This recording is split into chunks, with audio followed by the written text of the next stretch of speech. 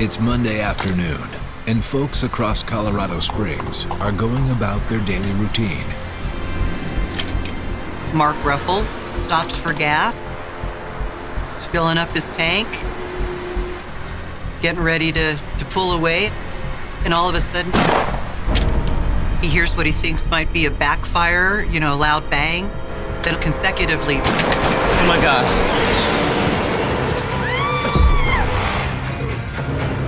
Mark's instinct right away told him that somebody needs help. Oh my God.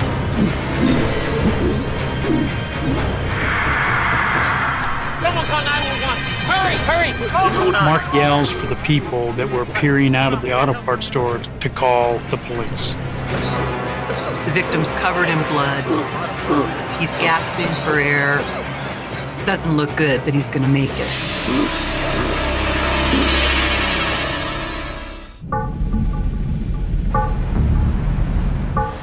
Across town, Lt.Joe Kenda is waiting in line at the drive-through bank teller. I'll need to see the deposit slip again.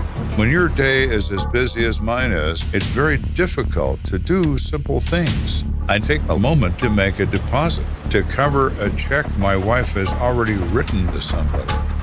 Come on. And as always the case in drive-ups at a bank, the guy in front of you is passing 14 documents back and forth with the tube. You're always behind that guy. Dispatch to Kenda. Go for Kenda. We've got a shooting at 845 South Circle Drive. 10-4, I'm on the way. Can I just cover my wife's check? Well, I guess not.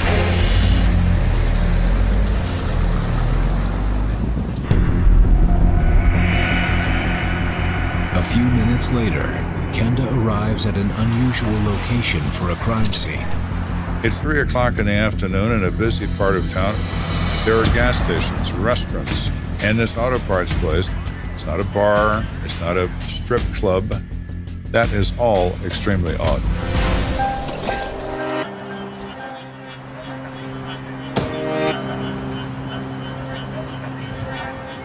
How you doing? Good, sir. How are you? You the first one on the scene? Yes, sir. So what we got? Got a black male victim, 18 to 22, multiple gunshot wounds to the chest. He's en route to the hospital now. Do you have a name? No, sir. No name, no wallet or ID. He's a John Doe for now. Let's take a look. Yes, sir.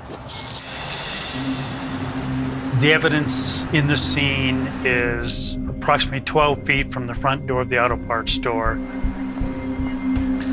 The victim's body was right here. His feet were down there and his head up here.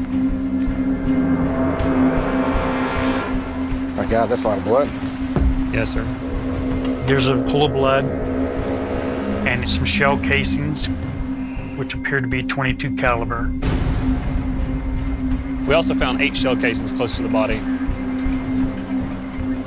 Casings eject from semi-automatic pistols, but they don't fly a city block. So the shooter is standing in front of this guy. This is a direct confrontation. With the amount of shell casings in the area, this is not a robbery or a random situation.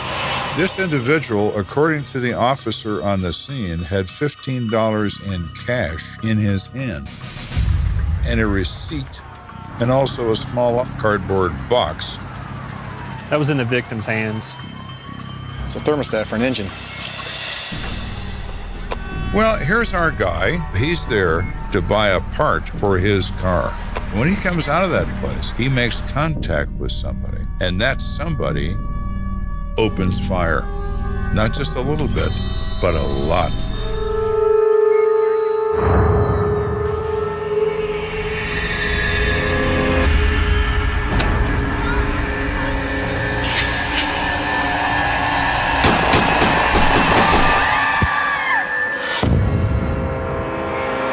Now consider that our shooter is standing in the middle of this parking lot at 3 o'clock in the afternoon in front of God and everybody.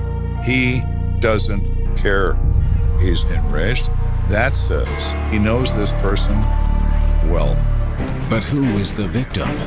The receipt offers no clues, but the thermostat gives Kenda an idea. You know, these thermostats, they don't put these in modern cars. This guy's got to be driving something in the 70s or maybe earlier. It's an American car. I have been married for 49 years. We have owned 57 cars. I know a lot about them. My wife on occasion would get very annoyed with me in my cars because I love cars. My response was always the same. Hey, it could be women and whiskey. It's cars. This car that belongs, we think, to our victim is a classic car. It doesn't take Kenda long to spot a vehicle that fits the bill. There it is. Dodge Charger. Everything about the car was as it was when it was built, and that makes it valuable, but it also means the owner is very concerned about it and makes certain to maintain everything. Yeah, it's got to be our victim's car. Want to run the plate, see who the owner is? Yes. 85 Charlie, 29 check, Colorado, Sierra, Bravo, India, 0614.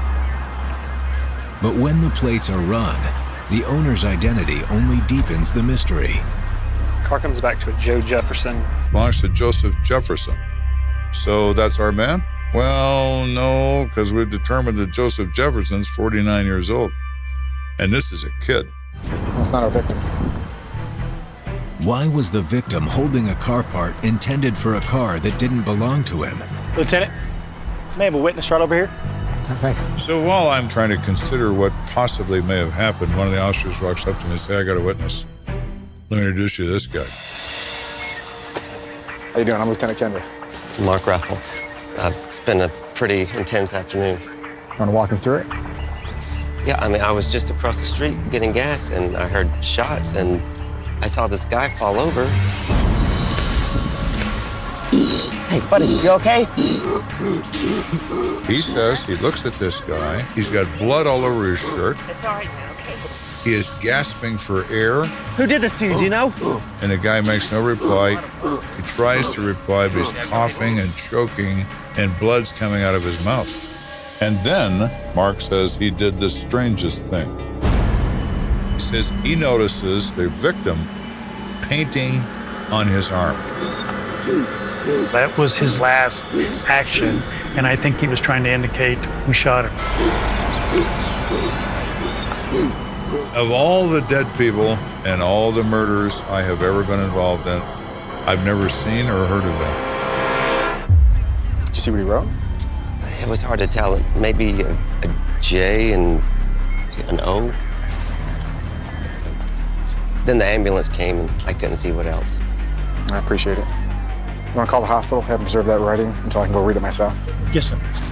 Was it the letter J? Was it the number 5? Was it, something else? Whether it's J.O. or something else entirely, at this point doesn't matter to me. What matters is it's there, and it has to be protected.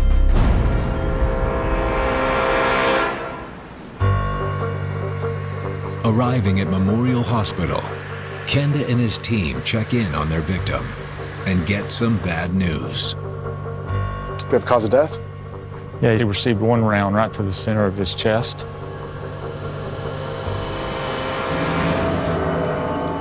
The victim has died as a result of his gunshot wounds.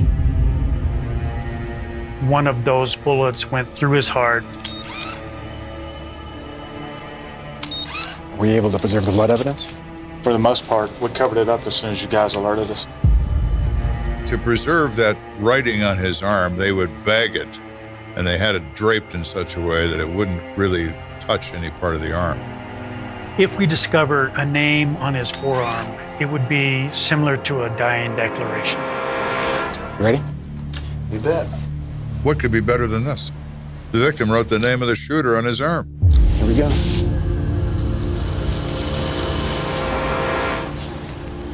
Except he didn't. All we observed was blood smears. Did you see anything? I looked at it and couldn't see anything that made sense. Kenda's most promising clue goes up in smoke. And hours into his investigation, he's still no closer to even knowing who his victim is. Yeah, I don't see it. So you go from elation and thinking that this is finally going to be an easy one And reality sets in immediately, explaining, no, it's going to be awful.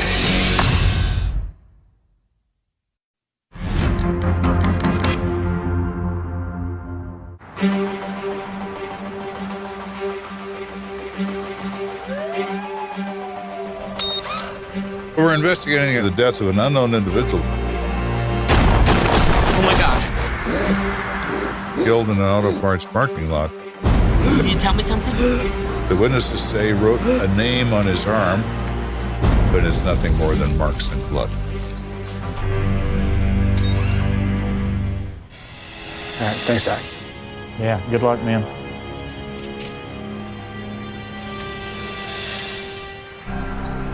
With his sole lead now a dead end, Kenda shifts his focus to identifying the deceased. Without the identification of the victim, the investigation is at a standstill. Lieutenant Kenda to Duffy. Yeah, go for Duffy. I need to know if there's anyone at the scene that has any more information on our victim. Has anyone seen him before? Does anyone know his name? According to detectives, none of the bystanders know the victim's name, but they have uncovered another eyewitness. I got a customer that saw somebody running away from the scene. Witness said he ran up to a white sedan, jumped into the passenger seat. The car drove away. That, to me, is very significant. Our shooter has a driver waiting for him. It's more than a chance encounter. This is a plan. Thanks for the info. Kenda out. Excuse me. Yes. My name is Everett McKenzie, and I heard about the shooting down there at the auto parts store. Mr. McKenzie explains that his son Antoine spends a lot of time at the auto parts store and that he hasn't heard from him all day long, which is unusual. We do have a male victim with gunshot wounds, and he is deceased. Kenda is beginning to believe that his victim is Edward McKenzie's son, Antoine. Unfortunately, there's only one way to find out. Sir, I'd like you to come in and take a look and see if you know who it is. Okay. You ready?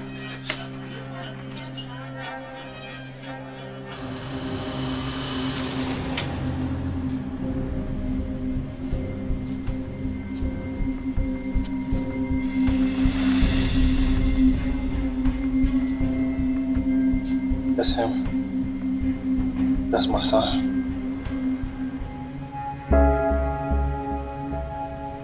And we now know who our victim is. He is Antoine McKenzie. Identification made the hard way. Not only has his father's greatest fear been realized, he is feet away from the deceased body of his son. No. No, this is not happening. When I find a son of a bitch, I'ma kill him myself. He storms off. He leaves the hospital because he's mad. So now that Antoine's father has stormed out of the room, he leaves us with the task of telling Antoine's grandmother that he's dead. It's a very unpleasant task, but one that's necessary. So we do. Man, I'm sorry to say it is your grandson. Oh, no. We give her a few minutes to settle, but we explain we have to ask her some questions. Ma'am, can I ask you to tell me about your grandson? Antoine was a sweetheart. He always helped me out at my house. His grandmother described him as a very nice young man who wasn't into gangs, wasn't into trouble, didn't hang around with the wrong people. Just a loving, young 20-year-old man. And when was the last time you saw him? This morning, he left early to work on his car. He loved that car. Antoine wanted it to be in tip-top shape because he was going to drive to Texas to visit his mother. It's a vintage car that had been restored. He took a lot of pride in his car. long had you owned the car? He's been saving up for it for ages. And he finally was able to give the owner the final payment this month.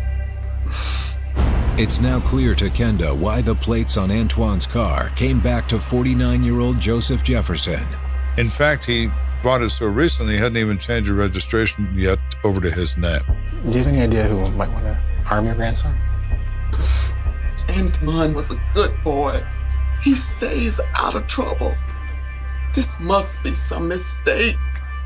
Nobody ever wanted to hurt him.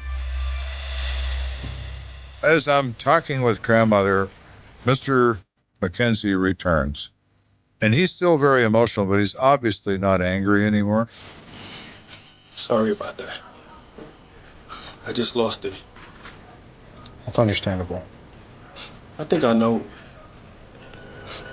who killed my son. He tells police that Antoine has had bad blood with someone named Kelvin Washington. He's not really sure why, but he knows that it's been going on. It was something that happened a couple of years back when they was in high school. All right, let's go talk to Kelvin.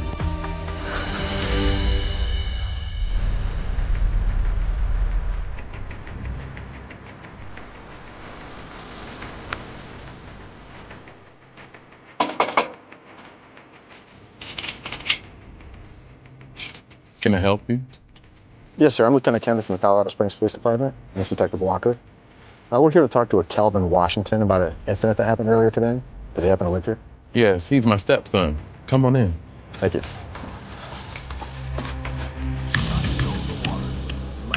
Kelvin, there's some detectives here to talk to you. Kelvin does not present as a violent criminal.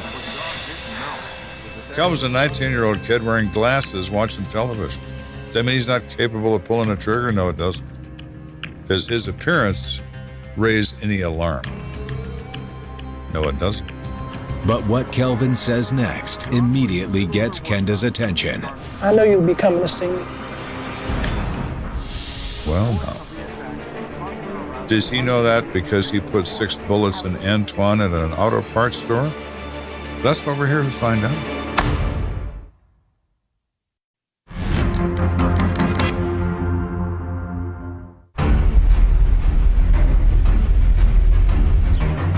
This investigation is starting to progress. Oh my God. We've gone from Antoine Mackenzie being killed in the auto parts lot, and we've determined that he has this enemy, Kelvin Washington, a kid of almost the same age. Kelvin. When we contact Kelvin, he tells us that he automatically assumed that we were coming to talk to him about the death of Antoine Mackenzie. Why would you say that, Kelvin? Is there a reason why you're expecting the police to come visit you? Kelvin was not surprised when police showed up because he knew that fingers would probably be pointed at him. News travels fast in this neighborhood. I know Antoine got killed today. He and I, we didn't get along so good. Everybody knows that. You could just come in and talk to us. That's what I told my stepdad. But he told me to wait to see if you come looking for me. And here I am. Why don't you tell me about your relationship with Antoine? I ain't kill him. I could tell you that. Kenda wonders if Kelvin's laid-back demeanor is just a front. He's in his own living room. I am the stranger. He is not. He's in the best position to lie to me and be comfortable doing it. But there's a surefire way to flip the dynamic. Why don't we take a ride down to my office and talk about it? Okay. I guess I can meet you there. This won't take long. You take my car. I'll have someone drop you off when we're done. Okay.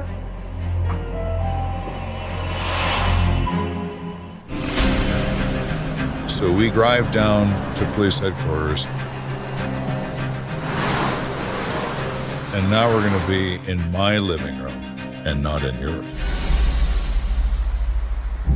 So you're about to start telling me about how you and Antoine got along? Here's the thing. It all started in high school with this girl named Cynthia. Me and Cynthia, we was dating at the time. So, I made the basketball team this year. Finally. Whatever, but I'm supposed to be getting a lot of playing time, so you gotta be at all the games. Okay, well, I'll try. All right, that's cool. Baby, I'll be right back. Okay. According to Kelvin, he wasn't the only one with a crush on Cynthia. What's up, baby? How you doing? Hey, Antoine. What? Look, Come on, you I better like stop. What do you see in that square anyway? Look, I like him. Come on now, you're gonna do way better than that. Come on, I like that. Dog, what's your problem? Problem? Yeah, it's a problem. You need to get out of here. Nice. What you gonna do about it? Boy, you better get out my face. What's gonna happen? What you gonna do? A lot's gonna happen. I'll see you later.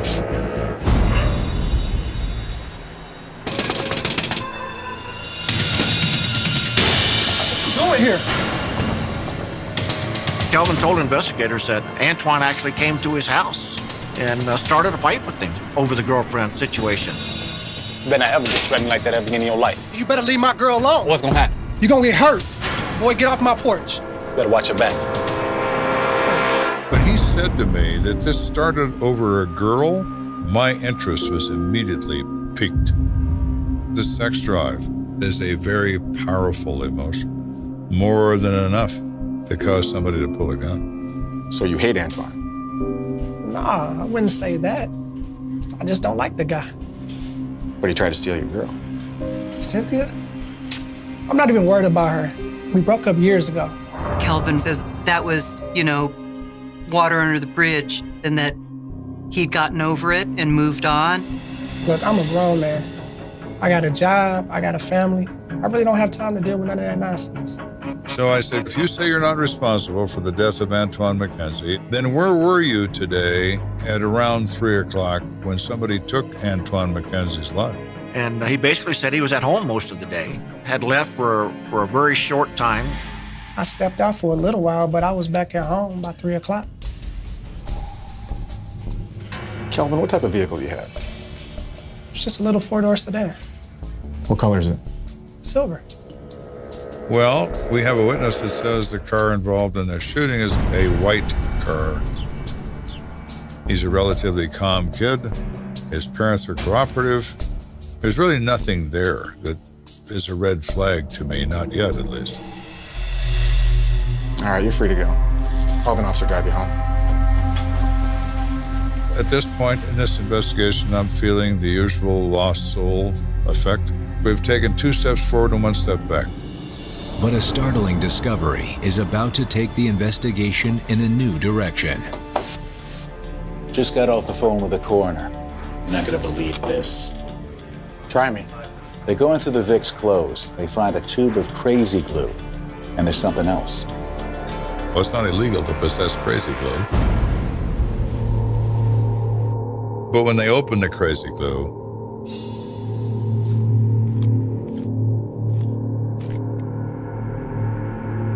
what it contains isn't glue.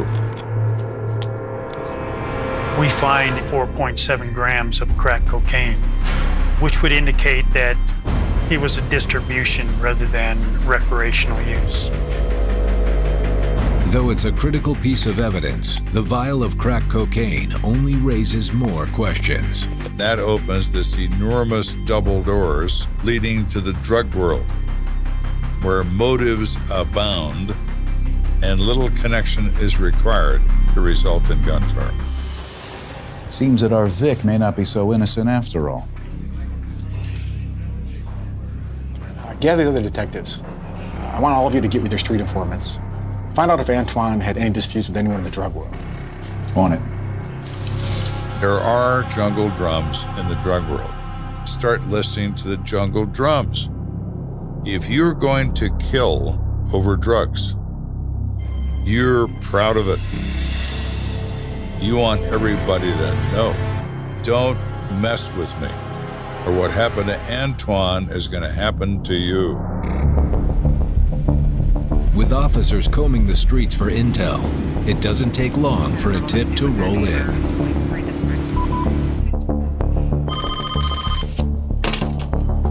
This is Kenda. Hi, Joe. This is Agent Thompson with the FBI. I get a call from an FBI agent in the local field office who has an informant who says he knows who killed Antoine McKenzie. Oh, my.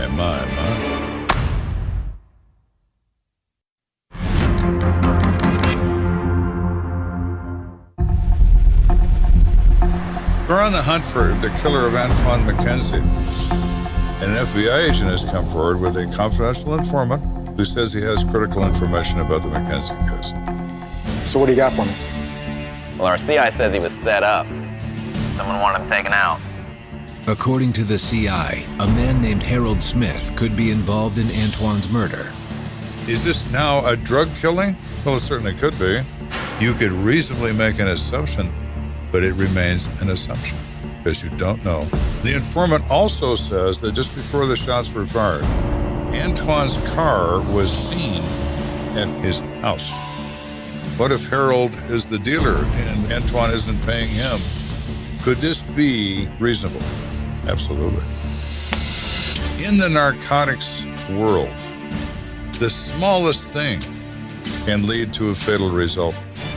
Kenda runs a records check on Harold Smith, and within the hour, he and his team are on their way to Smith's West Side residence. We find out where Harold is. Small home in a lower income area.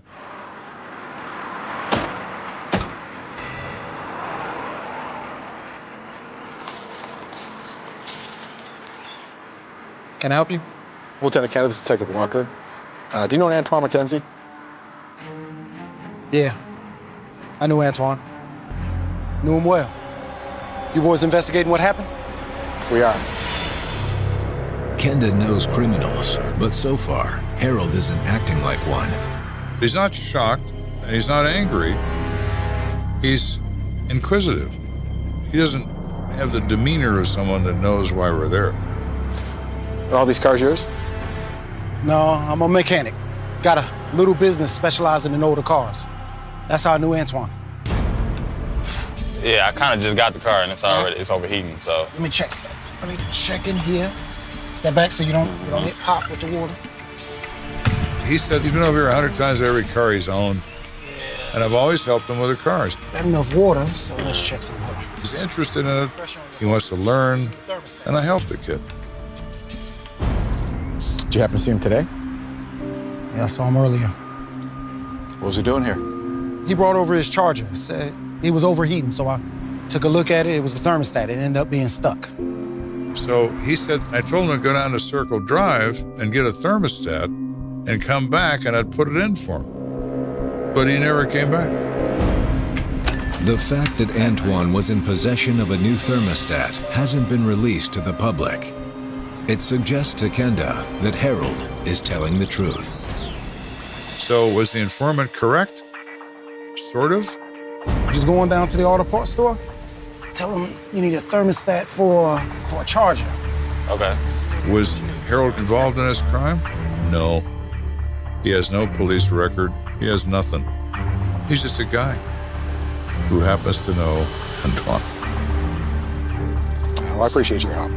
Have a good day. Thank you.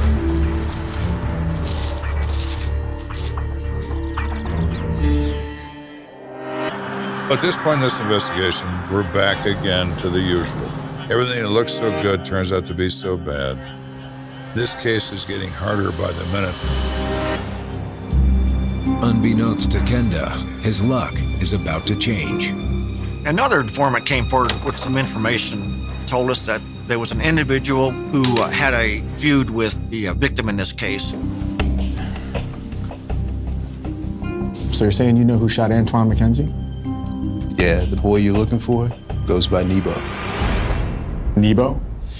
Come on, ain't your real name. Nebo's his name, that's what I got. That's the guy that killed Antoine. The informant reports Nebo and Antoine have been in heated arguments for an extended period of time. On one occasion, Nebo shoots at Antoine outside of Antoine's house. Bro, what you doing in front of my house? Hey, I got hit. Nebo hits his cousin who's standing next to him. Antoine grabs his piece. Illegal.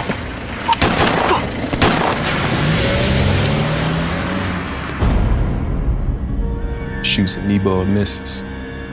At this moment, we've exposed that there's another side to Antoine's personality. Maybe he does some other things that aren't the nicest things. So why were these two angry at each other in the first place? I don't know why they hated each other, but they did. Eventually, somebody was going to get murdered. According to the informant, the prior afternoon, Nebo decided it was time to take Antoine out once and for all.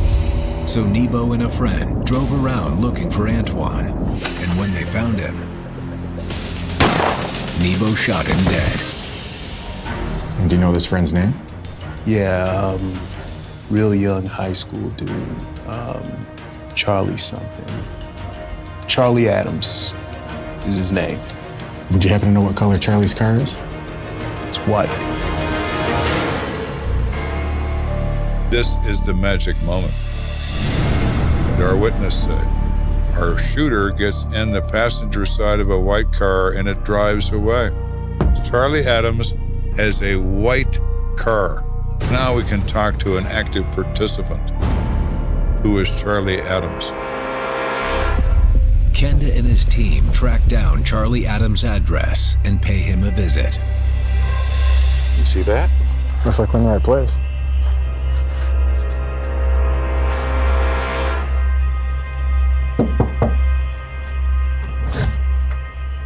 Yes? Is there Charlie Adams that lives here? He does. He's my son. How can I help you? We'd like to ask him a few questions if we may. Come on in. Charles, could you come here, please? Have a seat.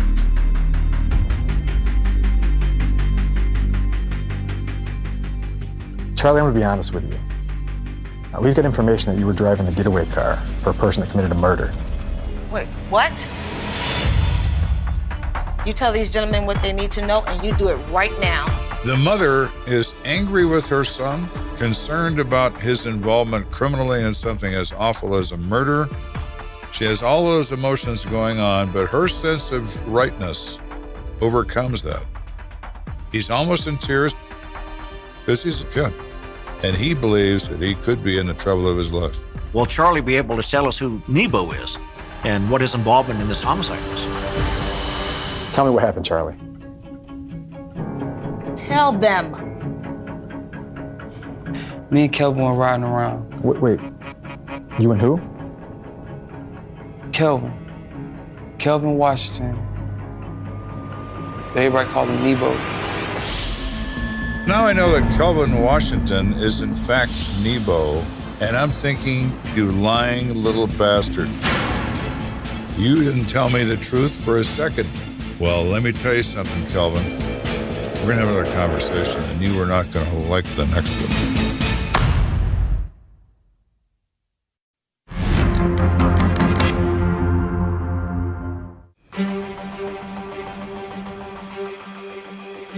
We are now at the moment of breaking this case open like an egg.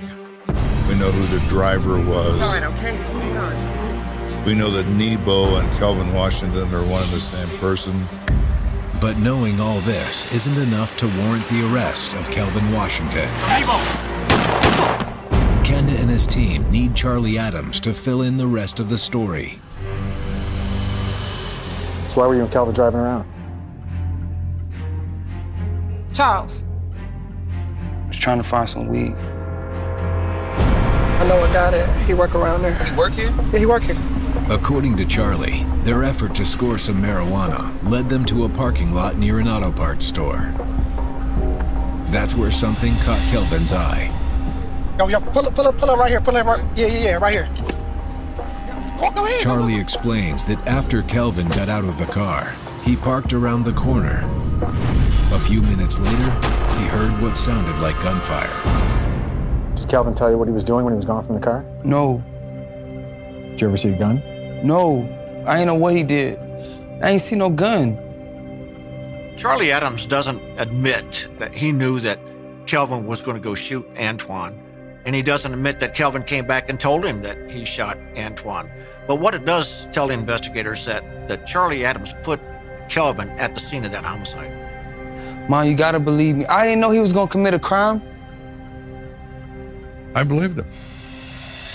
I looked at him and his mother and I said, Charlie, have you ever heard the expression, truth will set you free? Well, in your case, it just did.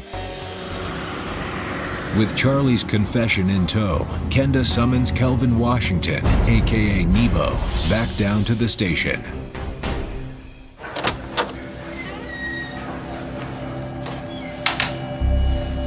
He's still very calm, cool, and collected, smiling. Thinks there's nothing to this. Thinks we don't know anything. So what's up, Nebo?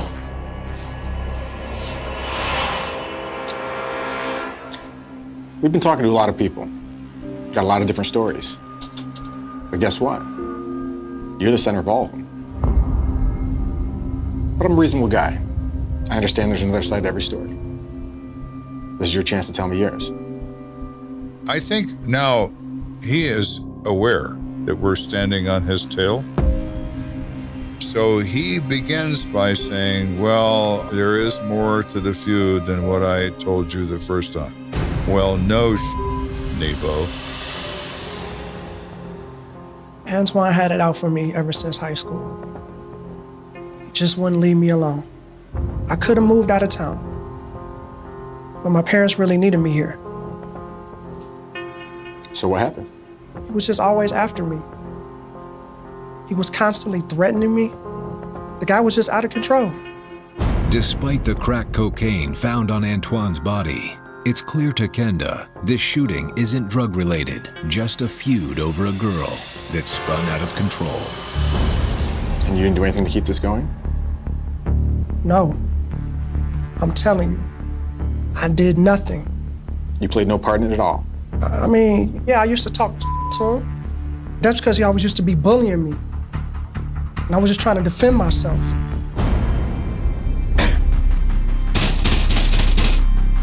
Open this door, punk! Don't make me break this door down. Yeah, what you gotta say now? Yeah, you better run, little punk ass. Come around here again, I dare you. I dare you.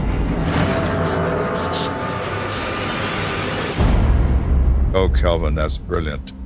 You're not only admitting your involvement with a further feud, you've put a gun in your own hands. I'm liking this. I'm liking this a lot. Okay, I get it. Antoine's the monster and you're innocent. And you expect me to believe you had nothing to do with this at all?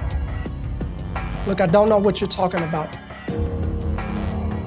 Okay? I didn't shoot him. I didn't kill anyone. Crying and lying. Crying and denying. Are we going to get any further with him? No. But we've gotten far enough. He has said enough to put a rope around his own neck. It's your last chance, Kelvin. We know you did it. Come clean, get it off your chest. Kelvin refused to admit to me that he was responsible for this. He just wouldn't do it. I want a lawyer. Sounds to me like you're gonna need one. Though Kelvin Washington never admits his guilt, Kenda believes he can piece together the events leading up to the murder of Antoine McKenzie.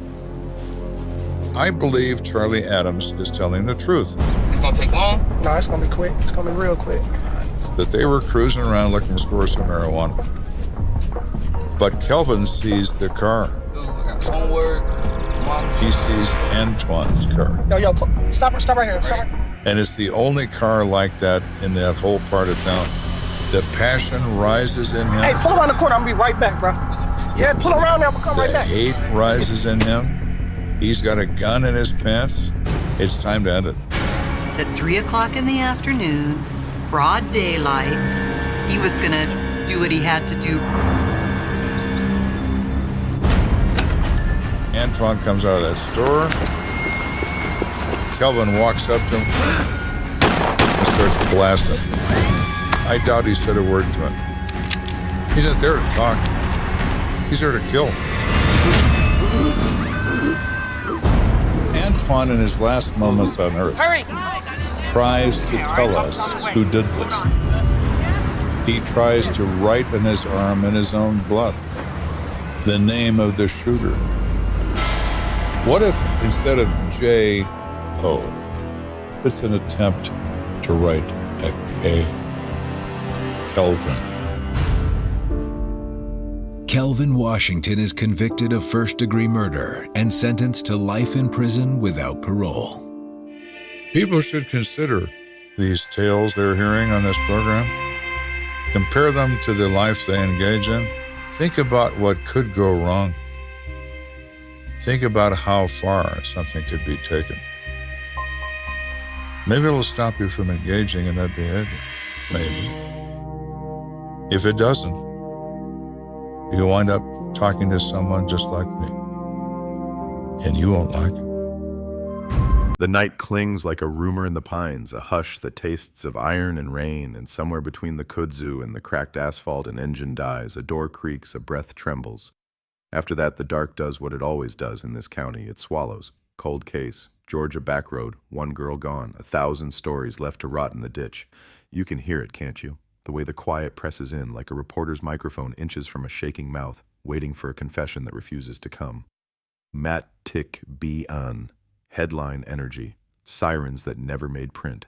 And if you close your eyes, you can still see the porch lights turning on, one by one, the town blinking awake to a bad dream it would never quite leave. Her name slides through the radio like static. Hannah Delaney, 17, homecoming sash in a dresser drawer, part-time cashier, varsity track, a smile that made yearbook photographers lazy because the picture took itself. Last seen after a Friday shift. Last text, a shrug emoji and 3 blue hearts. After that, silence drops like a trap. Where'd she go becomes the new small talk. In a county where gossip travels faster than thunder, the story spreads in sharp little bites. Gas station camera down for maintenance. Boyfriend alibi weird. Teacher too interested. Drifter sighted. White pickup. No. Green sedan. No. A motorcycle that howled past like a dare. The sheriff's office sets up a command post that smells like coffee and copier toner. Volunteers comb the clay roads in fluorescent vests. Helicopters chop the sky into anxious squares. The creek turns over the same glossy stones and shows the same empty face. Cold case, whispers the wind. Not yet, says the mother who won't take off her cardigan because Hannah bought it for her last Easter. The grocery store produces a shrine in aisle 4. Sunflowers wilting in recycled water bottles, laminated photos taped to a pillar, a mason jar full of rumpled bills that stick to your fingers when you drop $1 in, like the grief wants to follow you home. Cashiers switch to a whisper voice. You hear about the backpack? No backpack. The shoe. Wrong girl.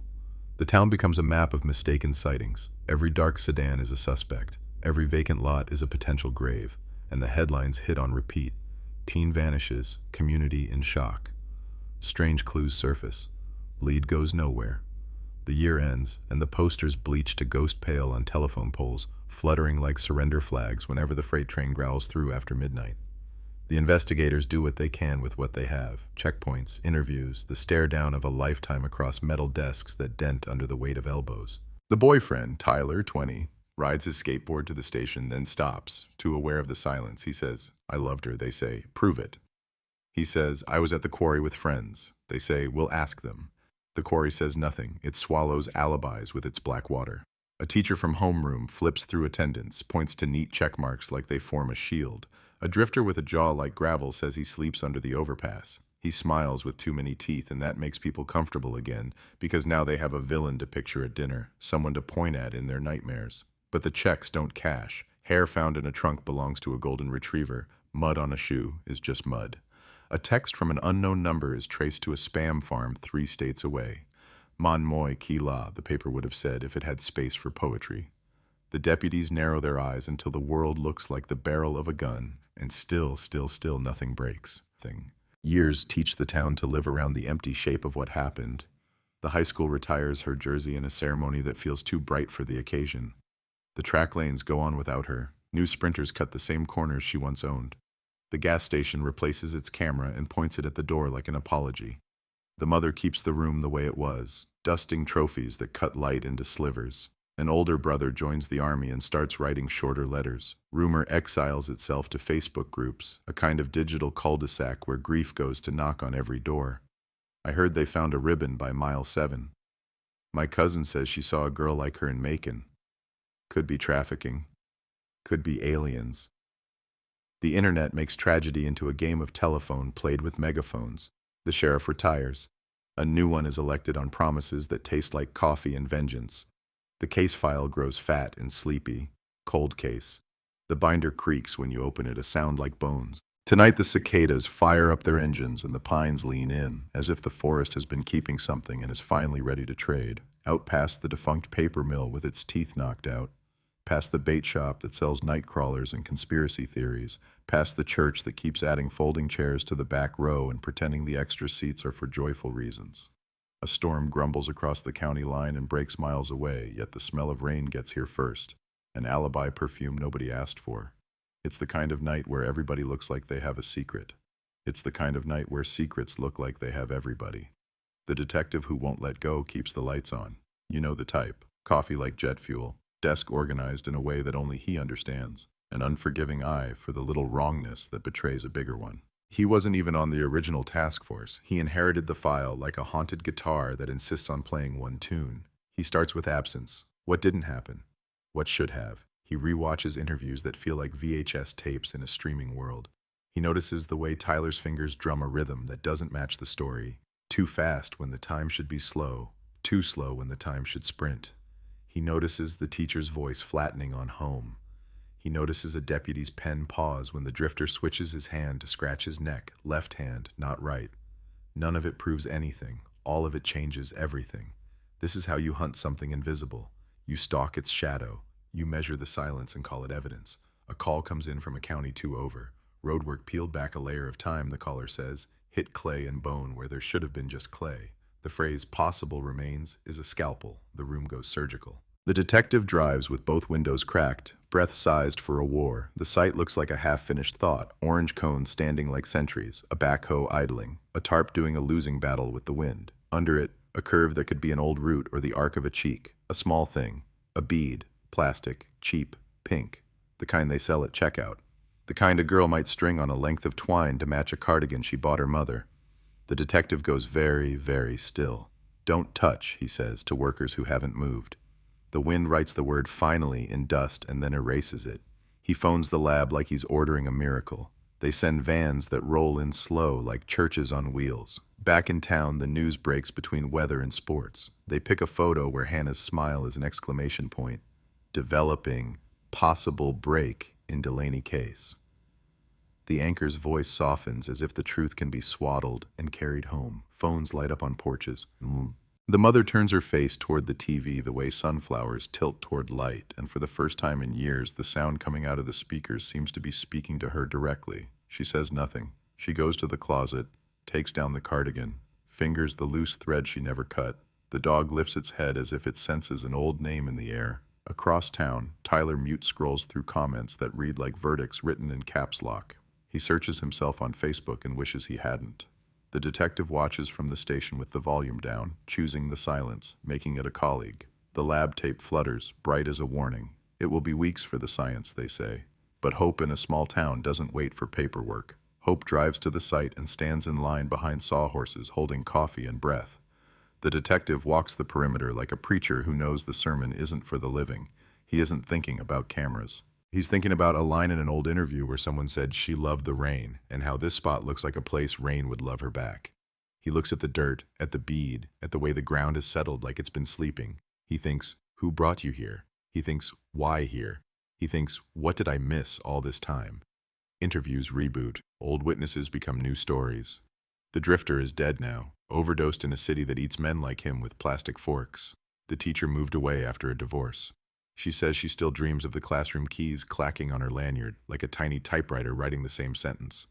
Tyler flips his phone on the table like a coin. Heads, he talks. Tails, he breaks. He does both. He talks about the quarry, the songs they blasted like shields, the cheap beer that tasted like bravery and regret. He breaks when asked if he still keeps Hannah's photo. He breaks when asked nothing at all. He says, you don't understand. And the detective says, make me. Somewhere between the traffic noise and the sniffle, A name starts to form. It sits there, unconfessed but loud. A cousin, a coworker, a man with a grin that seems stapled on. A white pickup that wasn't a rumor after all but a nightly route. Not a stranger, never a stranger. Monsters prefer shortcuts, they know. The detective digs the file for a number that once felt irrelevant. Utility work orders, the kind that pass through life like plumbing, unseen unless broken. He finds one scheduled the week Hannah vanished, on the road that now unwraps its secret. The contractor's office smells like paper dust and everyone there looks surprised to be important. A logbook opens its mouth. Names cough out. One name returns with the brute simplicity of a hammer. He has a record, small but ugly, bar fights, a restraining order that expired like milk, a habit of appearing where he wasn't invited. He lives in a trailer that leans into weather. He isn't a ghost, he's a neighbor. He sold bait at the shop. He remembers her. Of course he does. Everybody remembers the girl whose disappearance turned the town into a question mark. He smiles like he wants points for it. The detective's knuckles go white on a styrofoam coffee cup. "We'll talk again," he says, and the door sighs in relief when they leave. Night returns with the sleepy confidence of a local. The storm has moved on, leaving puddles that mirror porch lights and a mood that knows too much. The detective parks by the football field where the track still echoes the rhythm of feet that are not Hannah's. He walks the lanes like he's tracing a sentence with his finger, trying to learn a language he was born into. He thinks about endings, about the way some stories refuse to land, about the arrogance of the word closure, which sounds like a door but acts like a revolving one.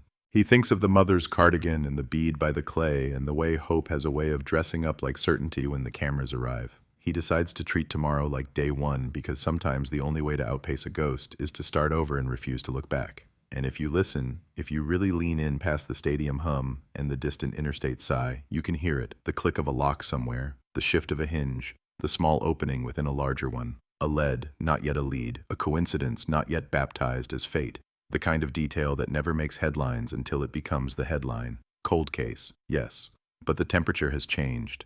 Something in the county is restless, pulling at its restraints. The file on the desk is still thick, the binders still groan, the grief still draws breath in pews and pantry aisles. Yet tonight the dark feels less certain of itself. The pines whisper a new kind of rumor. The road doesn't swallow so much as it points. And for the first time in too many years, the story shifts an inch toward daylight, quiet as a bead winking in clay, loud as a mother who cannot be wrong. The morning starts with a siren that isn't a siren, just a delivery truck's reverse beep taking a bite out of the quiet. But the county's nerves are tuned to panic, and even birds look up like witnesses. The detective arrives before the coffee is ready, the station lights humming in that institutional key that turns hope into paperwork. He spreads the file as if it's a map and presses his palm flat, feeling for elevations, fault lines, a road that was always there but drawn in ink too pale to see. He writes the same word 3 times, utility, until the letters stop meaning anything and become lines, and the lines look like tracks. And tracks mean movement, and movement means a story could still be in flight. Cold case, says the calendar, not for him, not today. He starts with the bead because it's small and small things survive storms. He prints the inventory photo, blows it up until the pixels are a mosaic of pink and worry. The lab took it, bagged it, labeled it, promised science later. He wants something now. Where do girls get beads like that? Everywhere, nowhere. Gas station counter bowls, craft store bulk packs, vending machines that clatter prizes into metal chutes sticky with soda sugar. Beads are currency in the empire of 17. He draws a circle around the bead and then another around a line in the old notes. Bracelet, plastic, DIY, seen on 9/12 school photo. He finds the photo, Hannah's wrist a blur next to the grin, and there it is. A pink among a tribe of colors, cheap and loved. If the ground gave back one, what kept the rest? He writes the question. He underlines it twice. The road crew foreman sits across from him, hands cracked like last year's paint. He isn't used to rooms that make feelings into evidence. He picks at his nails until the detective slides a foam cup toward him and the sound startles him into confession mode, even though there isn't a crime in having a memory. "We were milling down, you know, just a couple inches," he says, and the detective nods as if he does, as if he has spent a lifetime in the theater of asphalt. Hit something that didn't sound right. Not pipe, not rock. Weird. We call it in. That's the job. The detective asks for names and gets them, initials that add weight to the air. One of the names repeats inside the detective's skull like a drum line. The contractor with the ugly record, the one who smiled too easily under a fluorescence buzz. He writes it again. He lets the foreman talk until the man runs out of words and relief arrives to replace them. He goes back to the bait shop because sometimes an answer wears a price tag. Bells ring when he opens the door, a cheerful lie that smells like live crickets and hot rubber. The man behind the counter isn't the grin he met yesterday. This one is older, stooped into the job, eyes that have seen mornings enough to call them all the same. The detective asks about bent rods and church raffles, gives the conversation a slow angle until he can cast the real hook. You ever sell those little bead kits, he says, pointing to a wire carousel of items no one needs until they do. The clerk brightens. Yeah, kids pick 'em up while Dad's buying sinkers, he says, reaching under the glass to produce a plastic cylinder with a label screaming fun. Pink beads wink through battered clear. The detective turns it over like it's a relic. How long you been stocking these? Forever. And those capsule machines by the door, too. Eat quarters faster than catfish. The detective turns his head toward the machines, their bellies full of cheap possibilities. He imagines Hannah's hand finding a quarter, the clatter, the prize falling like a small destiny.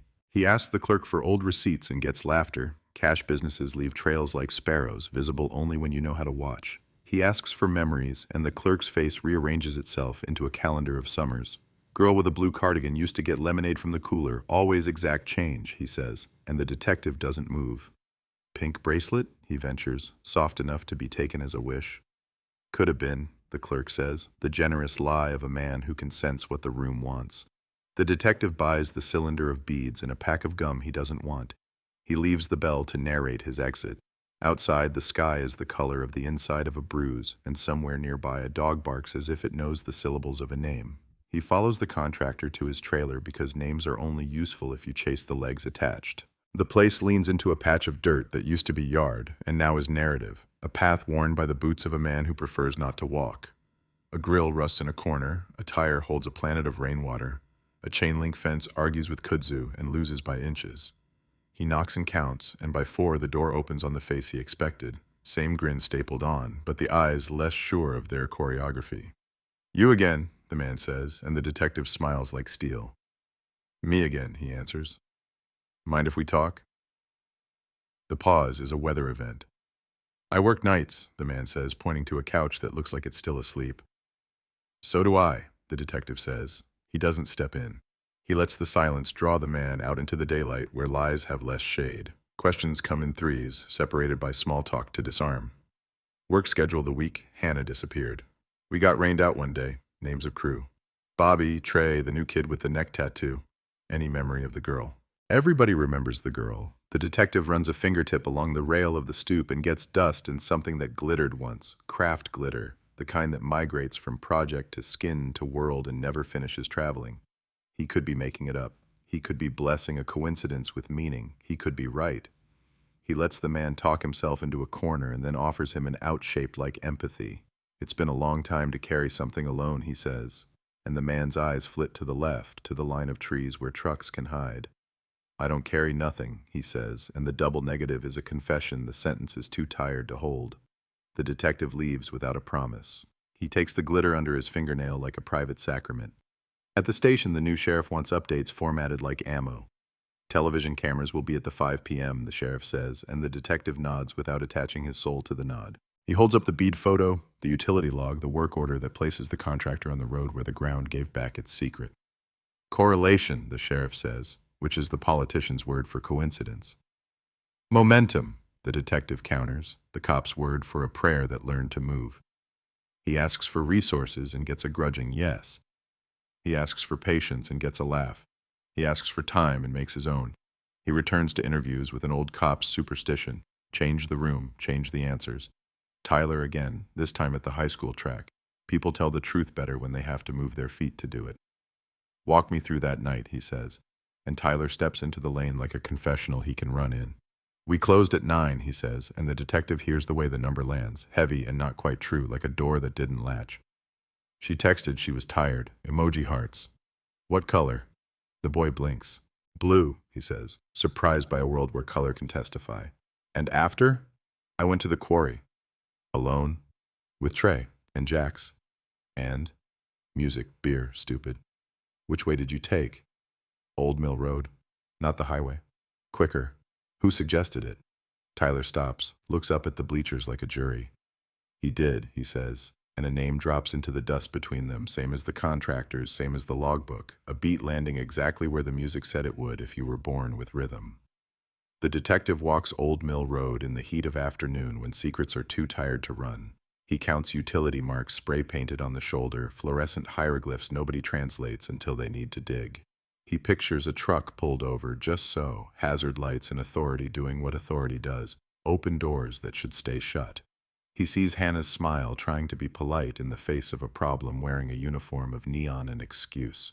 He sees a hand on a car door, a step off the safe side of reality. The shoulder dips near the culvert. There are tire tracks fossilized into the clay, layered like pages, the newest sight on top. Arrogant. He squats to look at a deeper groove, old enough to have collected the debris of seasons, pine straw, cigarette butts, a receipt half revealed, the ink ghosted but still legible if you know how to beg a story out of a smudge. He lifts it with tweezers and the paper disintegrates like it's just been waiting for permission. 2 numbers remain, a price that matches a vending machine at the bait shop. He smiles without joy. He calls the lab and they say what labs say. We're working it. He asks, off the record, how miracles are coming along. A tech he trusts says, we're getting something from the bead, and for a second the room seems to inhale. Touch DNA? Maybe, or a profile larger than maybe. It's dirty, it's old, but it's talking. He thanks them like someone just agreed to play a song he requested years ago and finally found the record. He makes a decision he doesn't announce to anyone. He will not wait for the ink on the miracle to dry before he moves. Cases go cold because people grow reverent about clocks. He wants heat. He reopens the teacher's folder not because she is a suspect in any world shaped like logic, but because she said a word the first time that sounded like another word. She said home, and it clattered. He visits her small rented house and brings flowers like a grief counselor. Her living room is a catalog of exit strategies, packed boxes with marker labels that read later, a job board bookmarked on a laptop. I love that girl, she says, voice holding steady until it doesn't. She would straighten the class library when no one asked. He asks about that day after school when she said she saw Hannah linger. At the bulletin board, the teacher says, and then after a pause, no. In the hallway by the office, near the copy machine. The light flickered and she laughed about it. The detective hears the details snap into place like a puzzle piece he forgot was missing. The office has cameras, not great ones, but not none. He stands to go, thanks her, leaves the flowers without saying why he had them. She stands in the doorway as he backs out, grateful without being sure for what.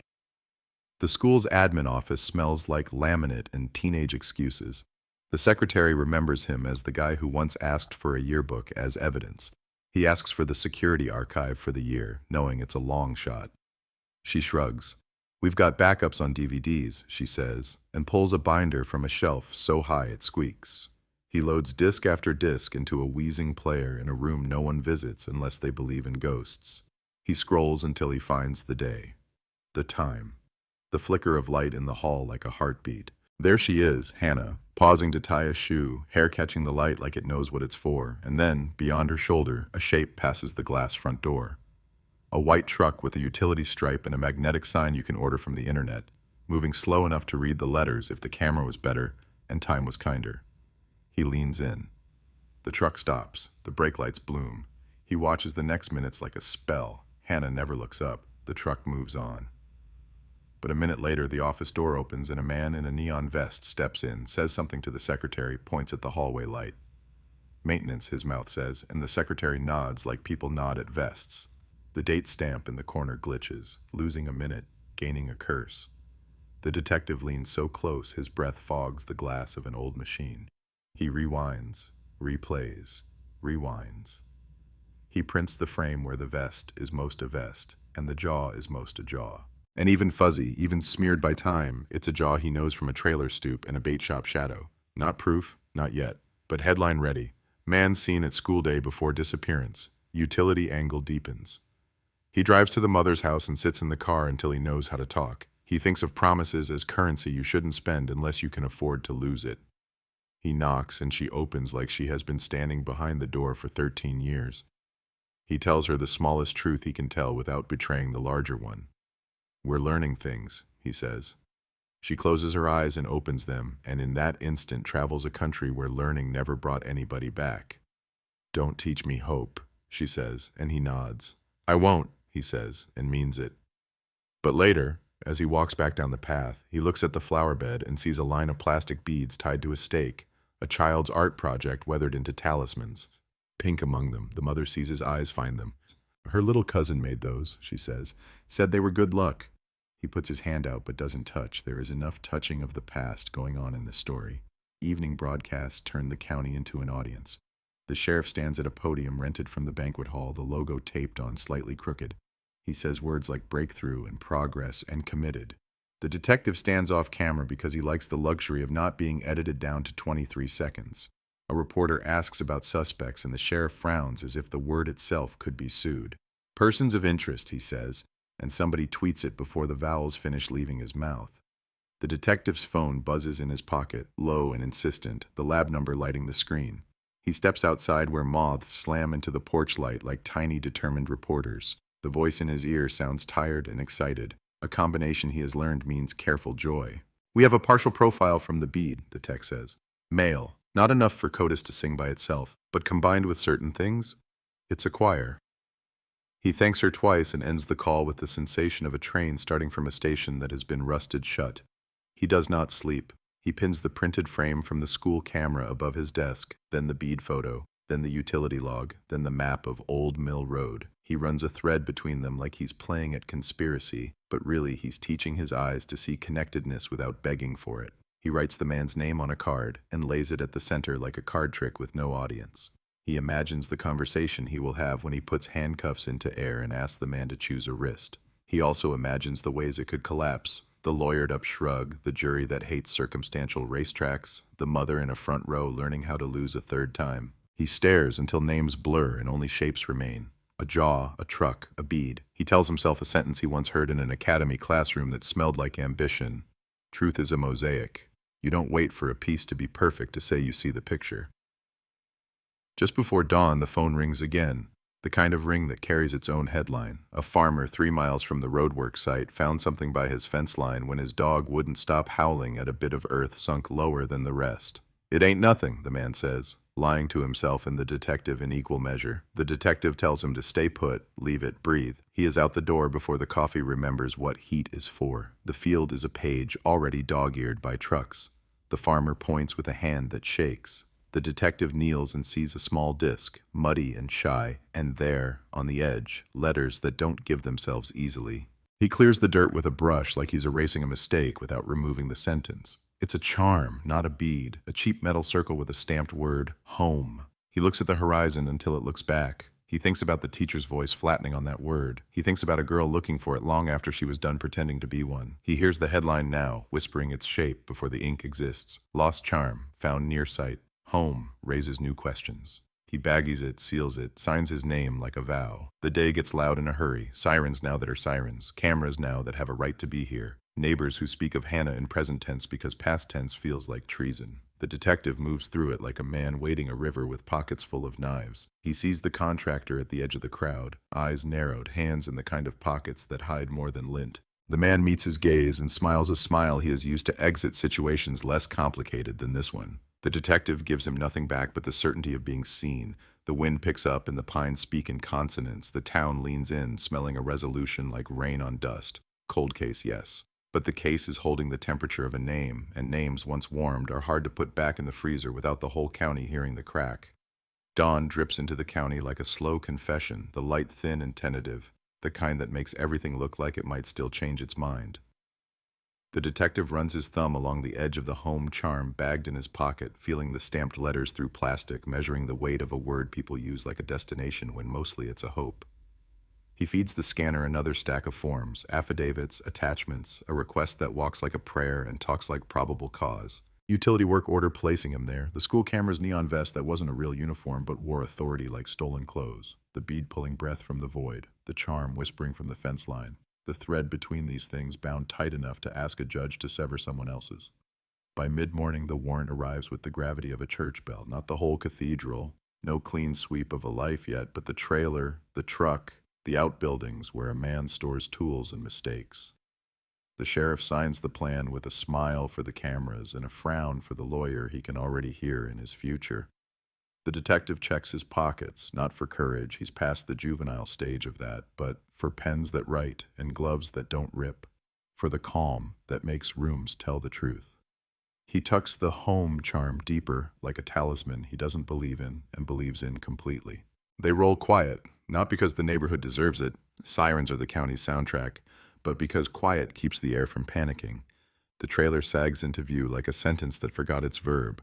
No sign of movement, a curtain tired and floral holds its breath. Knock and announce, the detective says, and a deputy with knuckles like door handles does what he was born to do. First knock, silence. Second knock, TV muffle, a can rolling somewhere under a couch like an excuse. Third knock, door opens and the grin shows up late to the face, crooked and unprepared. Warrant, the detective says, the word clean and heavy. For a second, all four people in the doorway become algebra, angles and variables and proof waiting for chalk. The suspect tries out indignation like a jacket he's not sure fits. You ain't got, he starts, and then the page in the detective's hand becomes the law in the room, and the man swallows the rest of the sentence like a nail. Step down, the deputy says, and the man steps into the damp yard, shoes sinking millimeters into a memory of rain. The detective watches for the little flinches, the eyes magnet for a hidden thing, the shoulders tilt toward a regret. He follows that silent choreography to the shed. Inside, the air is a compromise between gasoline and last year. Pegboard with tools arranged with angry precision, as if order could replace innocence. A crate of rags that used to be t-shirts with slogans that have outlived their jokes. A cooler that slurs a brand name under its breath. On a shelf, a coffee can of screws and a jar of glitter. The detective stares at the glitter because it's absurd, and that's exactly what guilt often is. Absurd and obvious if you're the kind of person who spends your life learning what the world looks like when it's lying. He doesn't touch it. He takes a photo. He breathes as if the room might change oxygen mid-inhale. The texts move like respectful burglars, bagging lint like treasure, lifting prints off surfaces that rarely see justice. Under a pile of tarp, a coil of nylon rope the color of a bruise, fibers shedding their alibi. He notes the diameter, the frayed ends, the way it has been cut rather than worn. In the corner, a shop vac, older than several of the deputies, its belly holding the secrets of a dozen weekends. We'll take the bag, the text says, already imagining the sift, the tweezers, the dust that sometimes tells a whole story if you give it a microscope and a chance. Outside, the truck waits, white with a rental stripe of grime where a magnetic sign used to sit. The detective runs a gloved finger along the rectangular, clean-shaded ghost and imagines letters. County, something, utility, something. You can order authority by the yard if your conscience comes with a credit card. The trailer's interior has the flat effect of a room that only ever gets cleaned by accident. Dishes stacked like bets no one could cover, a couch bruised dark with someone's history. Above the TV, a photo of the suspect with a fish big enough to replace shame with pride for exactly one afternoon.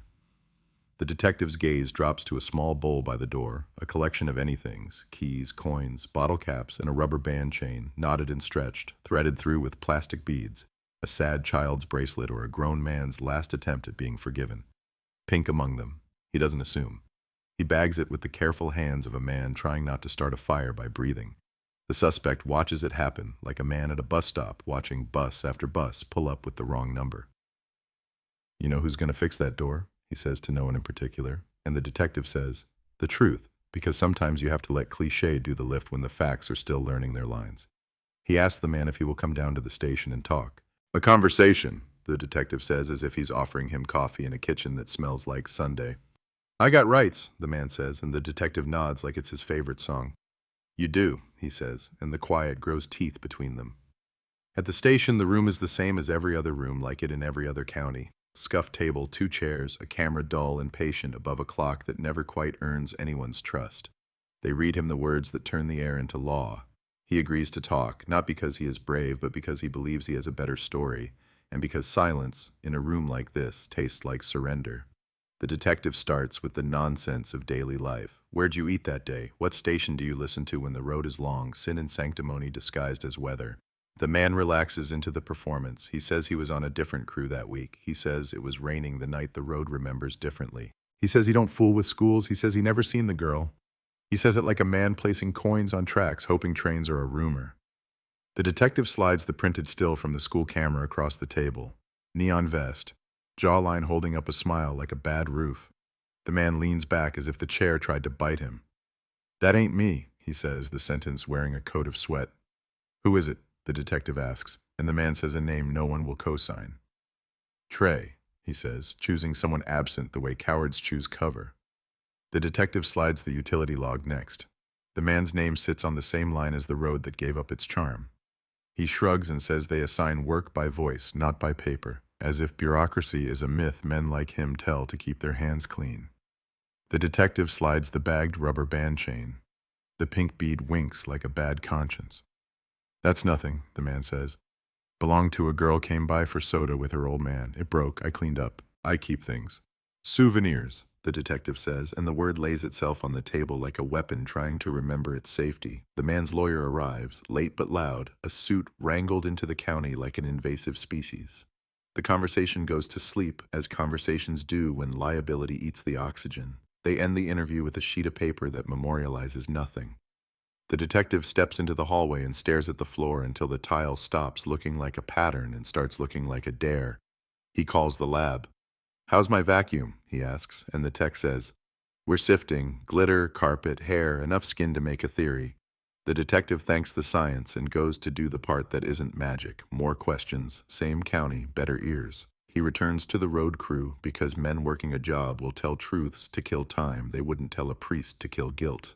Midday, the asphalt steams and conversations shorten. He took long breaks, one says, eyes flicking toward the suspect's empty slot on the line. He liked to park by the culvert, says another, a fact offered as a shrug until it grows teeth in the detective's brain. Said shade's better there. Shade's shade, says a third, too practical for his own history. He ever fix a light at the school? The detective asks, and all three laugh because they know the county's maintenance office like a cousin, never early, rarely honest. We don't do schools, one says. He liked wearing the vest, though, another adds, like it made him somebody. The detective writes these things because a jury likes to be introduced to the concept of someone. At the high school, the secretary confirms the thing the camera suggested. No work order that day, no real maintenance request, just a man in a vest with a screwdriver and a smile that implied paperwork living elsewhere. The principal, summoned from a discipline hearing that feels suddenly like theater, rubs his forehead until it learns the shape of his hand. "We should have checked," he says, and the detective doesn't let the blame attach. Predators count on good people to assume doors are locked. He asks for a copy of every maintenance request that month and gets a stack that looks less like civic order and more like a teenager's backpack. Jumbled, sticky, revealing, and unhelpful in unequal measure. He takes it anyway. Chaos is a tongue he speaks. Back at the mother's house, the cardigan sits folded on the back of a chair as if invited. The detective doesn't come to interview, he comes to listen, because grief, when trusted, often tells facts without caring that they're facts. He used to drive by slow, the mother says of nobody in particular, and the detective lets time stretch until a shape fits the sentence. White truck, she adds, and his pulse takes one disciplined step faster. After the vigil, he speak? Just looked. At you? At the flowers. At the poster. She nods. He asks about the bracelet in the photo. The one on Hannah's wrist. We made it together, she says. Rubber bands from a kit her cousin brought over. Pink was her pick. Said it matched the cardigan. The detective, who has waited his whole adult life to hear that kind of mundane miracle, keeps his face like stone, because stone is what supports houses, not flourishes. The evening curls up and bares its claws. The sheriff wants something for the 6 o'clock that doesn't look like a shrug wearing a tie. The detective says words like developing and active and ongoing, words that are legal armor for hope. When the cameras stop chewing, his phone rings. The lab. He steps into the shadow between two vending machines and lets the hum cover his chest. We got fibers from the shop vac, the tech says, voice wearing triumph and caution like mismatched shoes. Elastic. Rubber polymer consistent with consumer bracelet kits. Trace plastic fragments, pink dye. Also hair, female, medium brown, consistent with victim's profile. The detective closes his eyes, not because he can't see, but because he can see too much. Touch DNA, he breathes. Trace mail on one fragment. Early indication consistent with suspect's shedding profile from trailer samples. Will refine. He thanks the science again, this time like a man who has just heard his language translated back to him without losing its music. He writes a new warrant request, thicker, meaner, bolder. He asks for the man's phone records, then and now. For GPS breadcrumbs internet companies track like greedy birds. For bank statements in case gas receipts draw a map. For the right to tear apart the truck down to screws that remember a night in their threads. The judge, forced to miss part of a game to read it, signs with the clean impatience of a gavel that still believes in itself. The detective sends a unit to bring the truck in and stands at the bay, waiting like a man who has bet his youth and salary on a hunch he refuses to call a hunch anymore. The truck enters, deputized by tape and procedure. The techs swarm like careful ants. They vacuum and swab, they lift prints and doubt, they peel back mats that have been pressed flat by years of denial. Under the passenger seat, a coin lodges in a track. A deputy slides it out with the gentle disrespect of a surgeon. A quarter, nothing, everything, dated the year Hannah vanished, the kind of coincidence you never bring to a jury but keep for yourself as a stone to anchor your breath. In the bed, beneath a length of plywood damp at its edges, they find a box of magnets, blank, the kind used for signs. Ordered online, a tech says, and the detective nods. In the glove compartment, a roll of peel and stick vinyl letters, a font the county's roads know too well. In the door bin, a crumpled receipt for 2 magnetic printer sheets and a pack of laminate pouches from an office supply store 3 towns over. Dates that kiss the calendar in all the wrong places. He touches nothing he isn't allowed to and thinks of the way guilt leaves breadcrumbs even predators don't recognize. He looks at the passenger side floor and sees a smear, pale and old, ground into invisibility by the theater of time. A presumptive test turns the smear into a maybe that smells like copper in consequence. Presumptive positive, the tech says, and the detective hears not the words but the door they open. Night stretches itself thin and drum-tight. The suspect's lawyer files something that reads like noise. The sheriff asks about cuffs and the detective says, "Soon," because soon is the space between careful and late. He wants one more piece, not because he needs it to believe, but because he knows belief is not what trials are built of. He returns to the bait shop after hours, half expecting the bell at the door to scold him for the intrusion. The older clerk is counting change like a ritual. "You still sell those lettered magnets?" the detective asks, knowing the answer and needing to hear it anyway.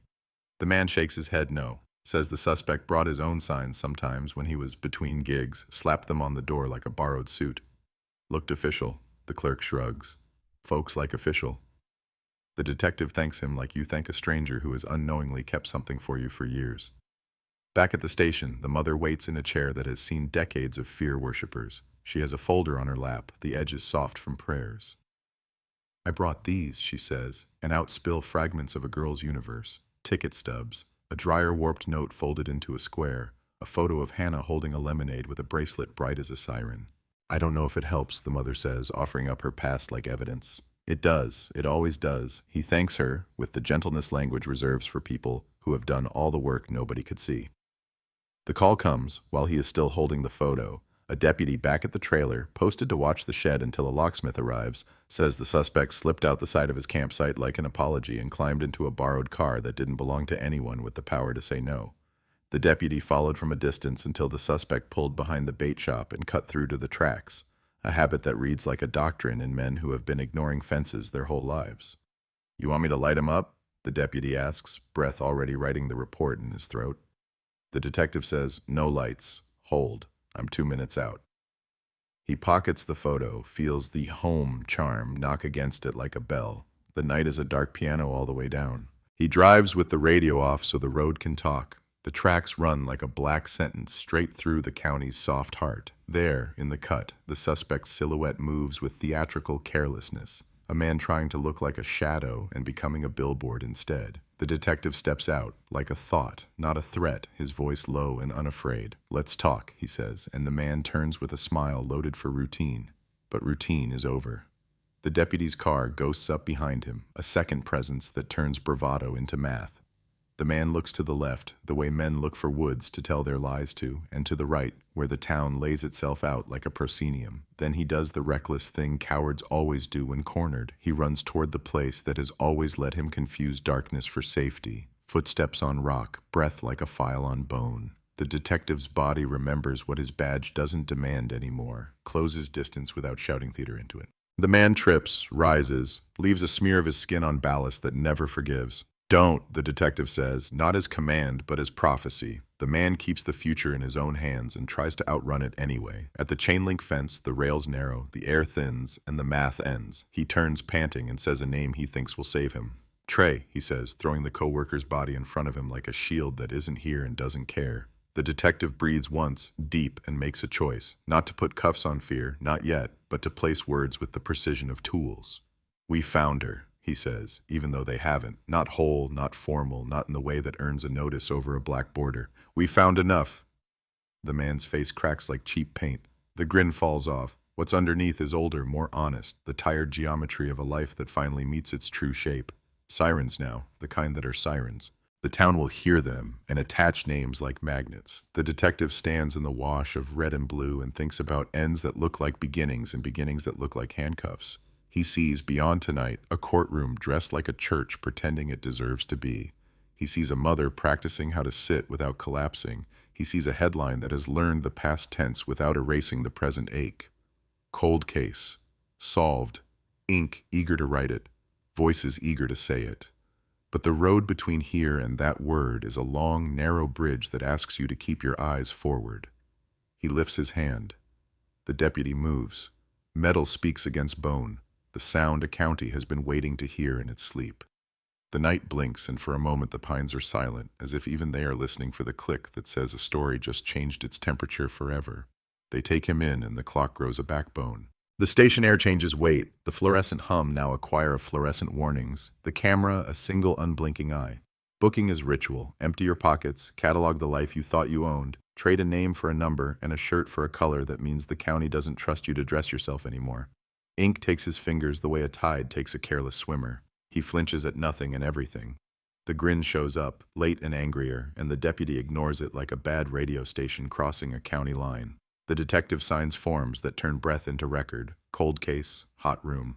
Somewhere, a printer spits out the shape of what finally might look like when it puts its shoes on. He keeps the interview to a minimum now, not because there aren't questions, but because timing in an investigation is a scalpel that can heal or maim, depending on when it cuts. You want to talk? He asks through the legal insulation that has inflated around the suspect like bubble wrap. Later, the lawyer says for him, and later drags its feet down the hall. Fine, let the lab talk first. Let science do what sermons can't. Out at Old Mill Road, the ground remembers. Fresh tape, new cones, the scent of turned clay and diesel and hope. The cadaver dogs spill from the van like holy secrets with fur. Their handlers move quiet, respectful, as if a grave might overhear and take offense. The detective watches the choreography, quartering the wind, noses at half-mast, the slow pendulum of tails when scent leaves its invisible address. A black shepherd sits so hard you can hear his hips kiss the earth. There, the handler says, a word soft as blessing and sharp as a blade. Another dog confirms it, pawing at a patch where the clay looks like a bruise. Ground-penetrating radar arrives on a cart that hums like a grudging confession. The laptop screen blooms with lines that tell a story of disturbance and rest. Edges that do not belong to geology. They open the earth with surgical patience. Layer by layer, the county's red heart gives back what it took. Bones appear like the moon through cloud, shy, then certain. A small arc that was once a wrist. The curve of a jaw. A zipper pull, cheap and brave. A second plastic bead, not pink this time, but blue faded toward surrender, the way grief changes a color just by keeping it. The detective does not narrate the scene in his head. He catalogs. He signs the chain of custody form with hands that have learned to be steady while the man carrying them shakes somewhere else. A tech, gloved and gentle, lifts a strand of hair bonded to clay, sealed by years into a single filament of truth. We'll rush it, she says, and nobody argues with the storm that sentence carries. News helicopters stay far enough to claim respect and near enough to claim footage. The anchor who once softened her voice now looks like she's bracing for impact. Microphones multiply at the tape line like mushrooms after rain. Is it her? They ask the air, the ground, the dog, each other. The detective gives them variation on the only answer he can afford without breaking the law or the mother's heart. We are recovering remains. Identification will come from the lab. He says it until the words taste like someone else's mouth. He says it again. Back inside, the phone starts trading names like baseball cards. The judge schedules a probable cause hearing with the dry efficiency of a person who measures life in calendars, not headlines. The DA steps into the station with a folder and a face built for gravity. She has questions that argue with each other. Do we move fast because the county is begging? Do we move slow because the truth isn't finished walking in? The detective lays out what he has. Utility logs anchoring him to the road, the school camera's neon ghost, the bait shop beads, and the shop vac's sale of secrets, a charm that says home to a girl who never got there. We'll file, the DA says, and the word files itself into the detective's chest. He doesn't smile. He's past that. They pull phone records like teeth. Tower pings draw a constellation across a map that refuses to play artsy. dots fattening right where the road bows into the culvert. The suspect's number grazes the school the week before, grazing again the day the light flickered and the vest walked in. He calls a coworker then, a spike of minutes that looks friendly if you don't know what friendliness can do when a man needs an alibi shaped like a friend. They knock on that friend's door. Trey opens with the peculiar pallor of someone already rehearsing a lie and finding the lines won't stick. "We were at the quarry," he says again, the story now trimmed and hardened with repetition. "We have your phone by the highway that night," the detective replies, letting the sentence move into the house like a draft. "Cell coverage is weird," Trey says, a truth that is not the one required. "We have him near the school," the detective adds, and watches the boy's jaw work through arithmetic he didn't want to do today. He doesn't threaten. He doesn't sweeten. He stands quietly in the place where stories collapse under their own weight.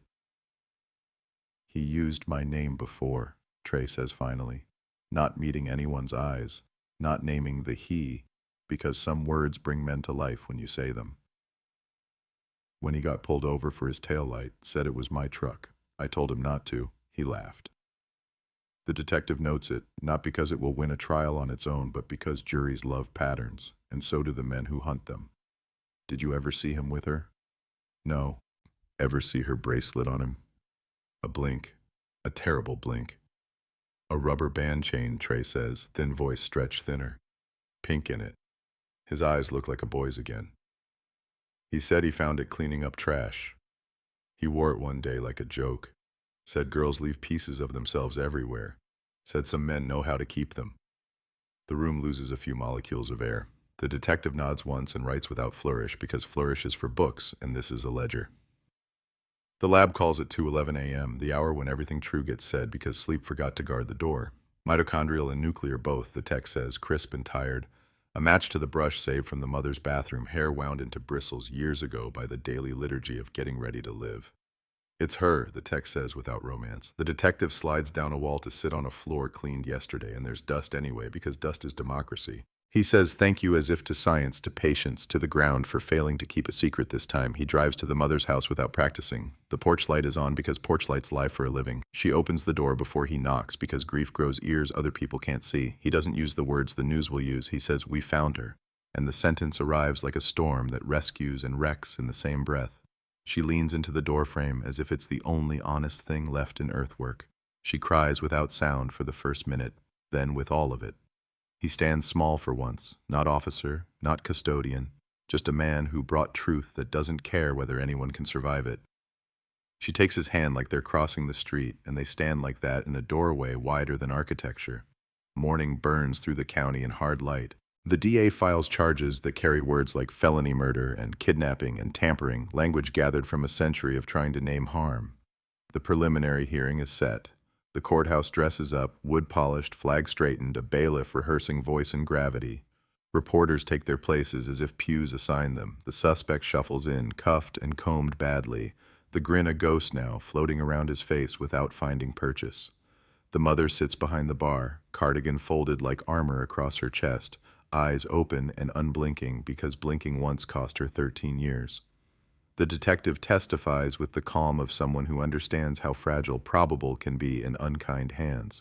He tells it all in the present tense, the truck that is white, the sign that is magnetic, the vest that is neon, the log that is careless, the bead that is pink, the vacuum that is a time machine for dust, the charm that says home and means 1,000 things, none of which he explains because judges do not accept poetry as evidence.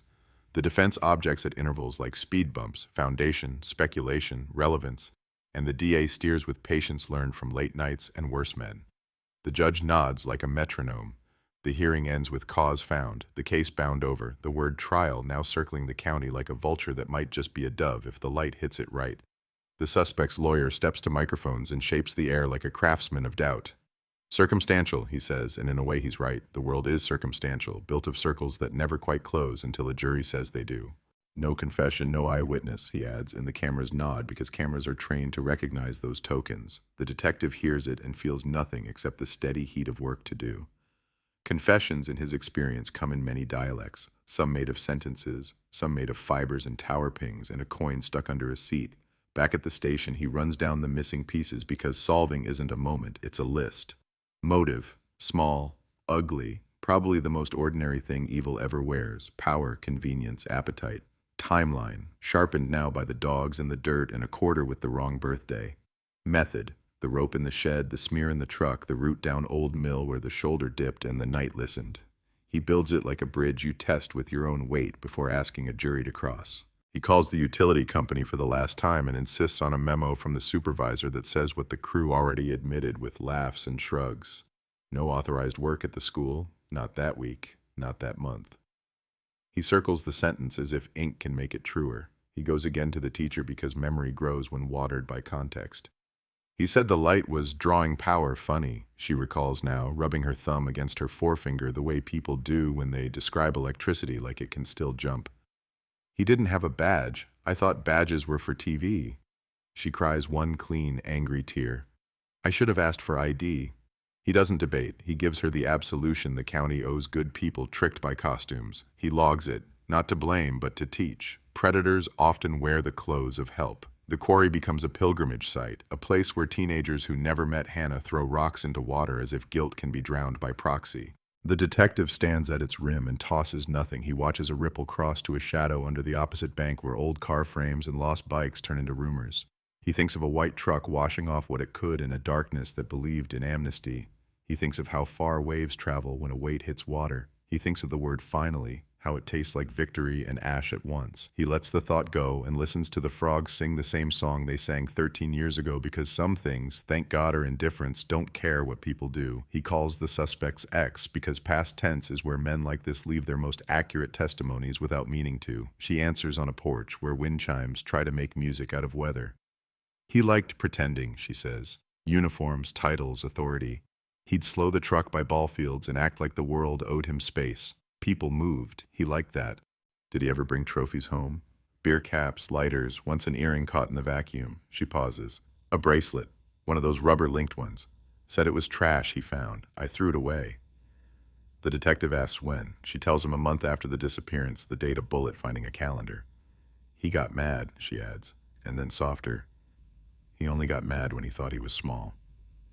The detective thanks her and writes slowly, every letter its own witness. Night again. The lab again. The vacuum's harvest sings louder now. Elastic consistent with the exact retail kit the mother confirms on a receipt dug from a box labeled Summer.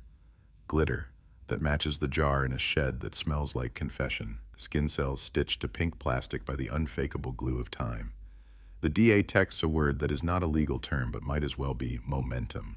The detective replies with a period because periods are what you use when you mean it.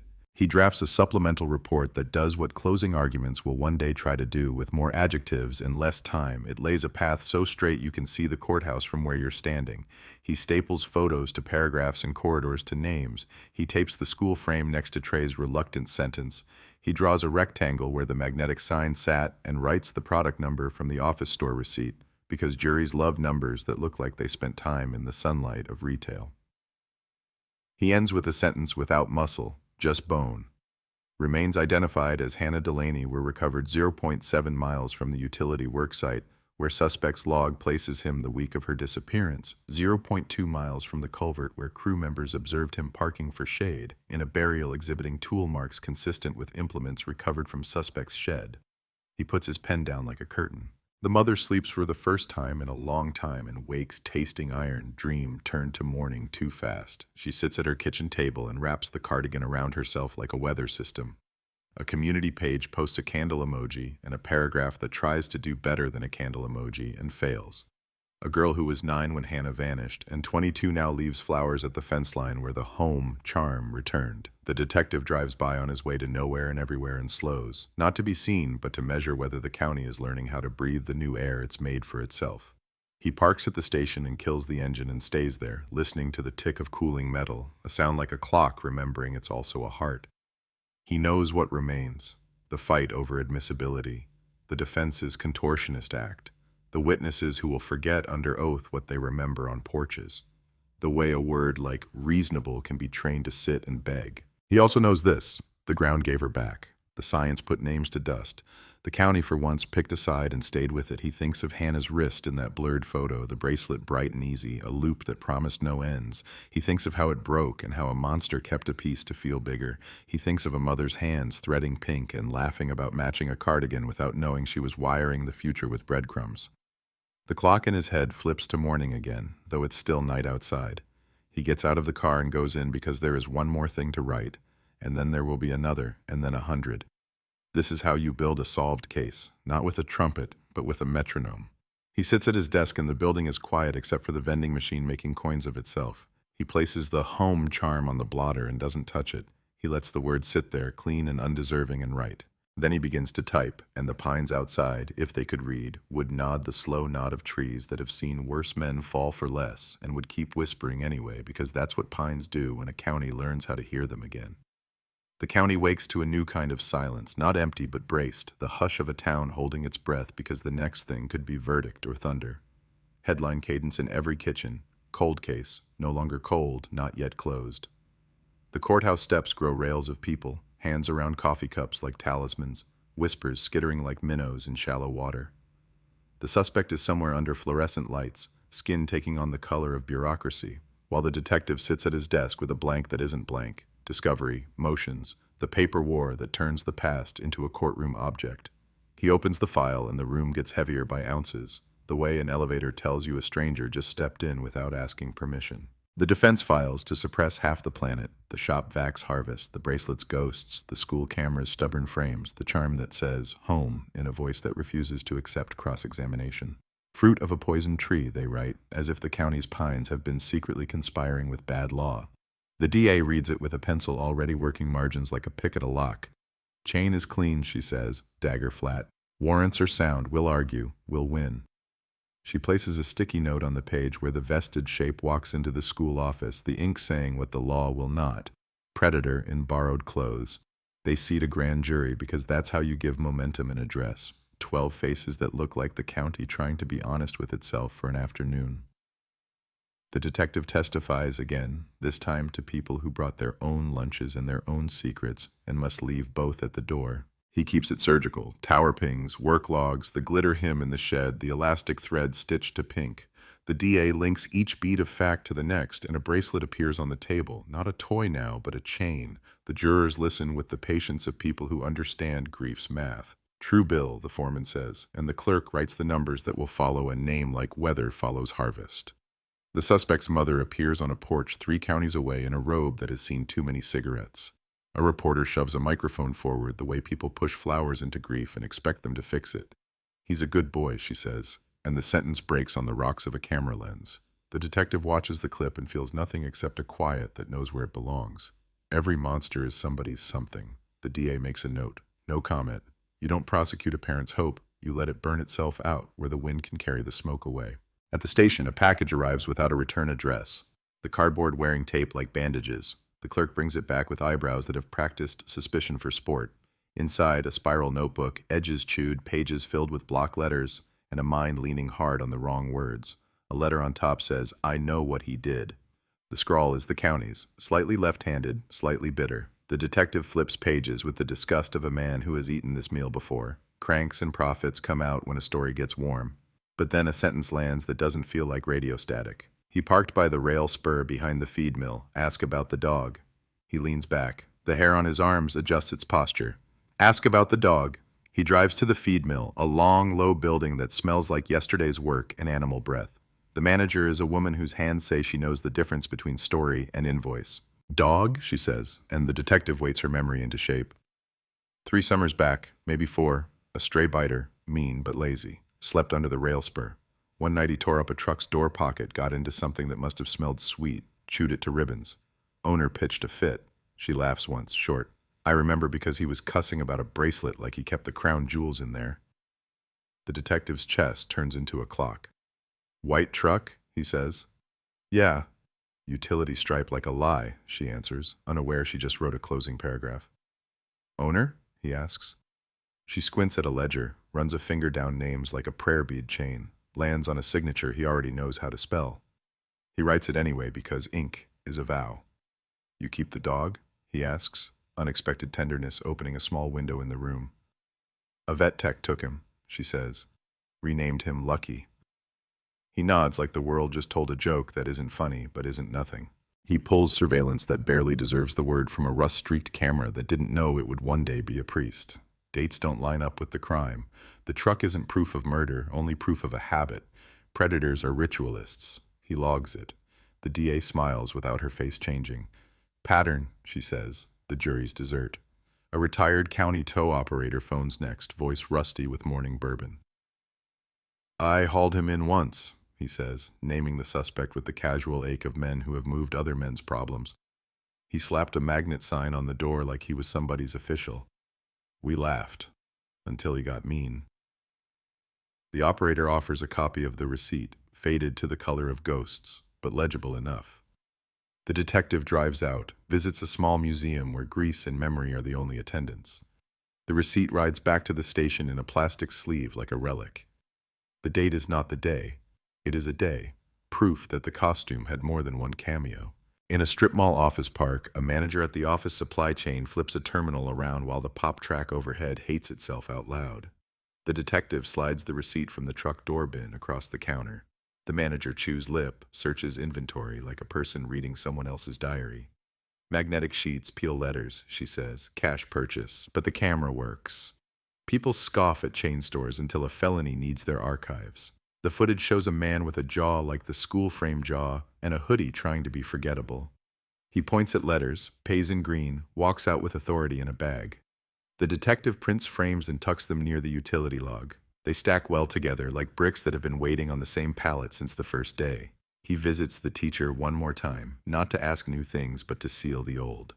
He smelled like gas, she says now, uncoiling a detail that transforms a hallway into a ghost scene. And something sweet, like plastic. He kept talking about how the light could spark. He wanted me to stand back. Her voice warbles on me. Not afraid anymore. Angry this time. I didn't stand back, she adds, and the detective holds a breath that doesn't belong to him. The DA writes the word control on a legal pad and underlines it twice. Juries understand wanting to be the weather. The suspect stews. Jail turns even extroverts into small weather systems. He calls from a phone that records its own betrayals. The DA gets the log, the detective gets the audio. He talks to the ex who threw away the bracelet, to a cousin whose loyalty is a coupon that expired years ago, to a man named Jax who used to disappear at the quarry for sport and now disappears inside his couch. They ain't got nothing, the suspect says into the plastic receiver that smells like disinfectant and consequence. Just dirt and dead girl and a hater dog, he adds, failing English and history in one sentence. The detective rewinds that line twice, not because it's useful, but because it tells him the suspect knows about the dog, and knowledge is an arrow that never stops pointing. The lab calls with the kind of good news that sounds like math, the rope's tiny soul, the pattern of fibers, dye components, even the microscopic scars of the blade that cut it, rhymes with markings on the burial site's soil strata. Toolmark congruence, the text says, words bright with the pleasure of speaking accurate magic. And the shop vacs fine dust holds soil with trace metallic composition consistent with the culvert fill. Clay, tin, old nail rust, a county has a fingerprint if you listen. The DA adds them to the diagram on a whiteboard that has gotten complex enough to require arrows with discipline. She circles pretext at school, draws a line to old mill and another down to burial, and writes in the middle, opportunity plus access plus mobility. Under that, in smaller letters, she prints the word the county has been afraid to say, predation. The defense counters with retainer checks and swagger. They bring in a consultant, a man with a television smile who appears on Sunday shows when the country needs to pretend it knows what justice looks like. He says words like contamination and confirmation bias, which are not wrong in a vacuum and not right in this air. He talks about innocent transfer of glitter and fibers, about the availability heuristic of a town that wants a headline to tuck its children into bed. The detective doesn't argue in the press. He sharpens the blade he's got. He runs the suspect's work history through a spreadsheet until it coughs up a run of weeks that line up with what the county once called unsolved oddities. Complaints of a man in a vest telling girls in parking lots to move their cars, a safety check at a bus stop, a grandmother with a story the sheriff at the time filed under, "We'll circle back and never did." He visits the grandmother, now sitting in a living room walled in by crocheted Afghans and framed grandchildren. He told me the sidewalk by the laundromat was cracked, she says, knitting anger into memory. Said I could trip, wanted to carry my basket to the car. I told him I'd been carrying baskets before he grew a neck.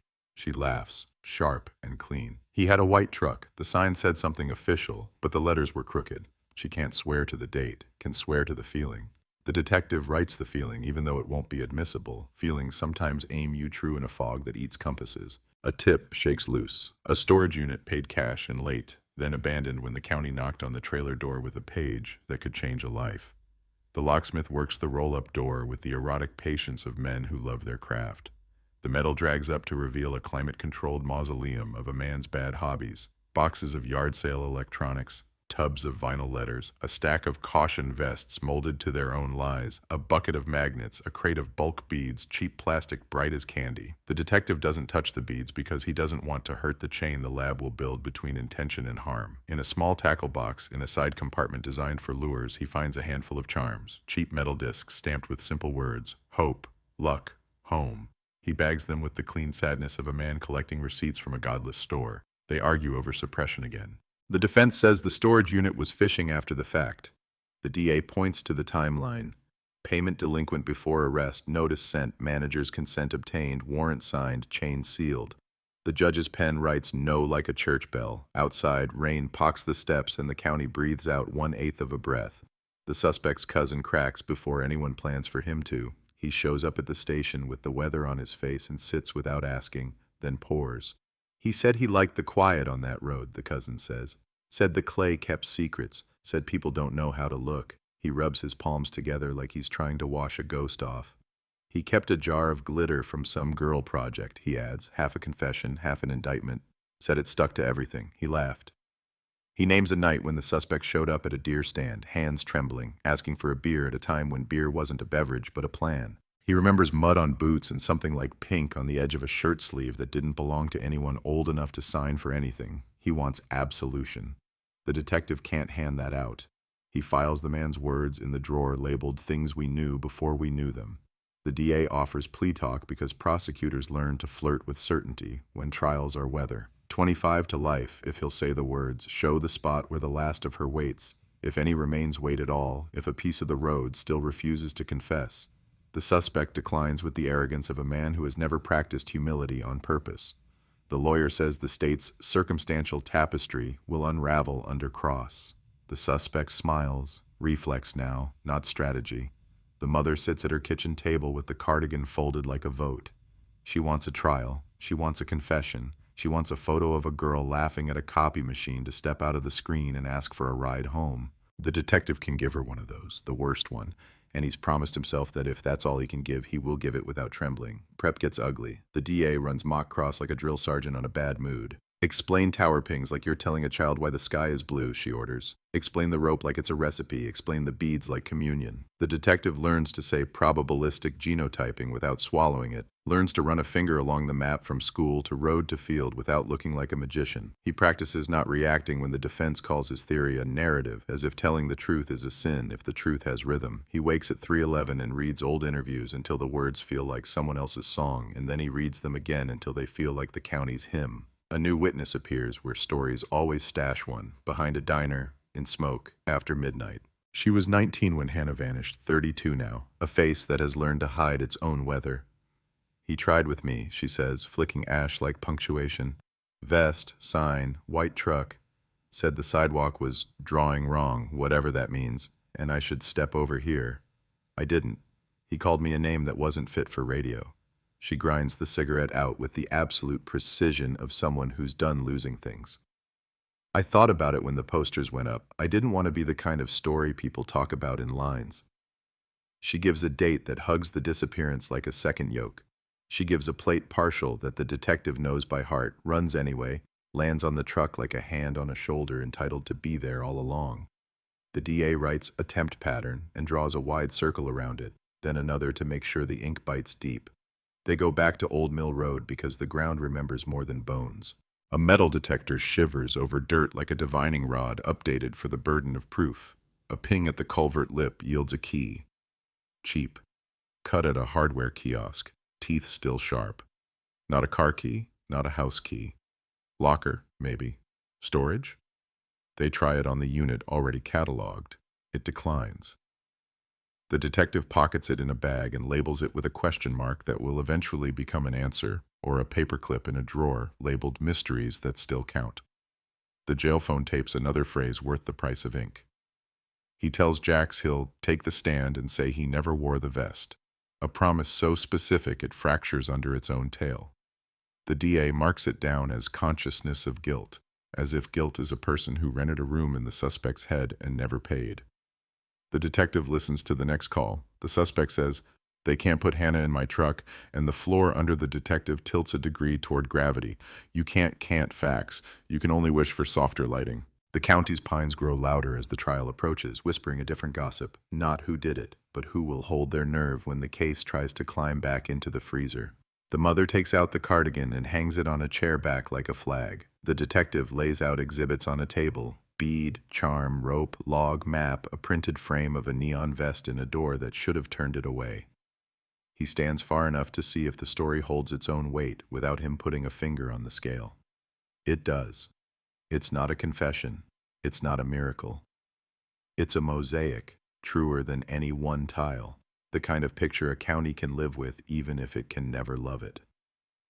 The night before jury selection, he drives the route: school, feed mill, bait shop, old mill, culvert, field. He stops where the dogs sat and listens to nothing that is somehow a choir.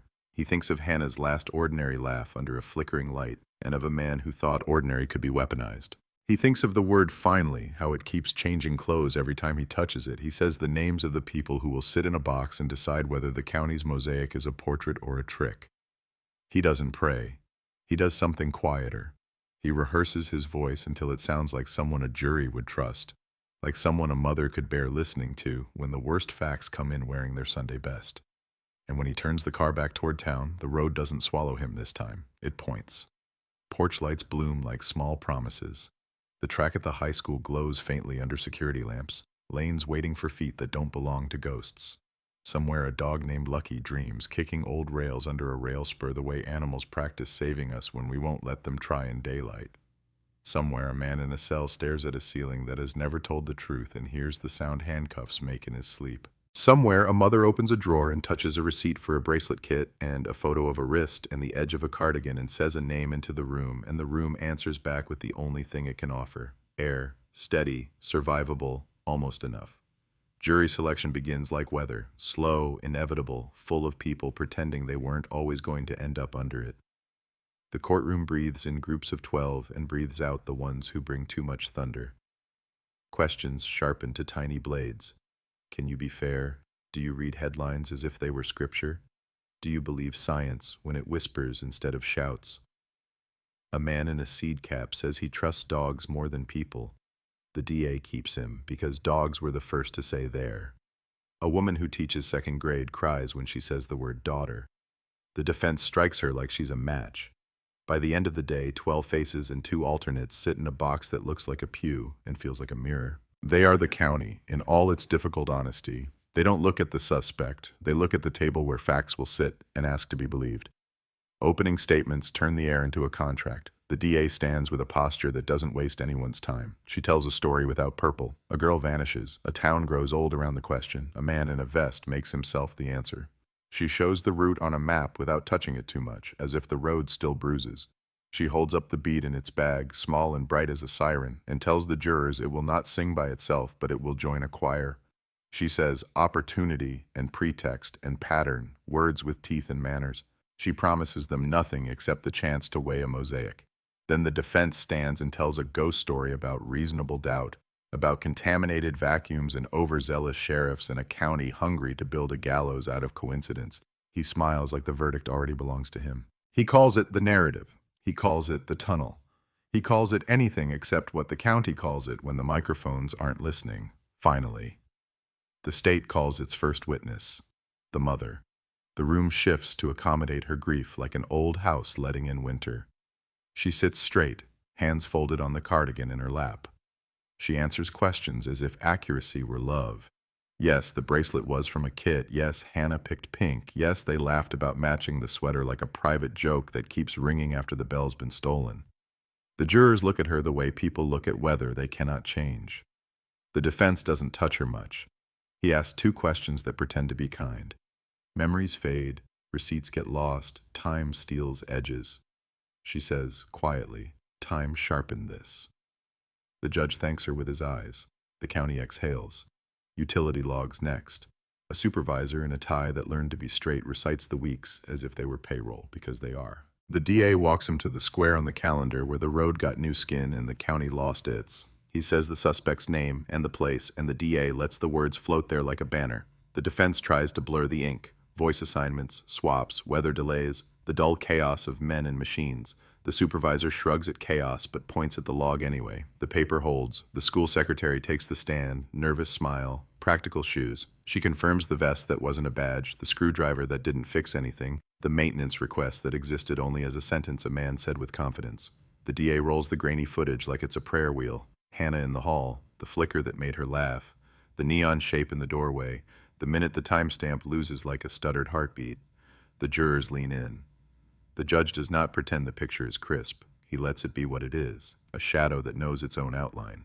The defense offers a shrug dressed as cross. Could be anyone in a vest, could be a different day, could be a glitch playing tricks. The secretary says he smelled like gas, and the word lands where lawyers can't catch it. The road crew foreman follows, voice like gravel in sleep. He tells them about the sound that wasn't rock, the weird under the blade, the bead with plastic cheapness that clenched the air. He names the suspect without relish. He says culvert, and the jurors write it down in their heads. The defense asks if foremen are geologists now, if clay can remember men after rain, if sound is something we arrest people for. The foreman smiles the tired smile of a man who knows tools.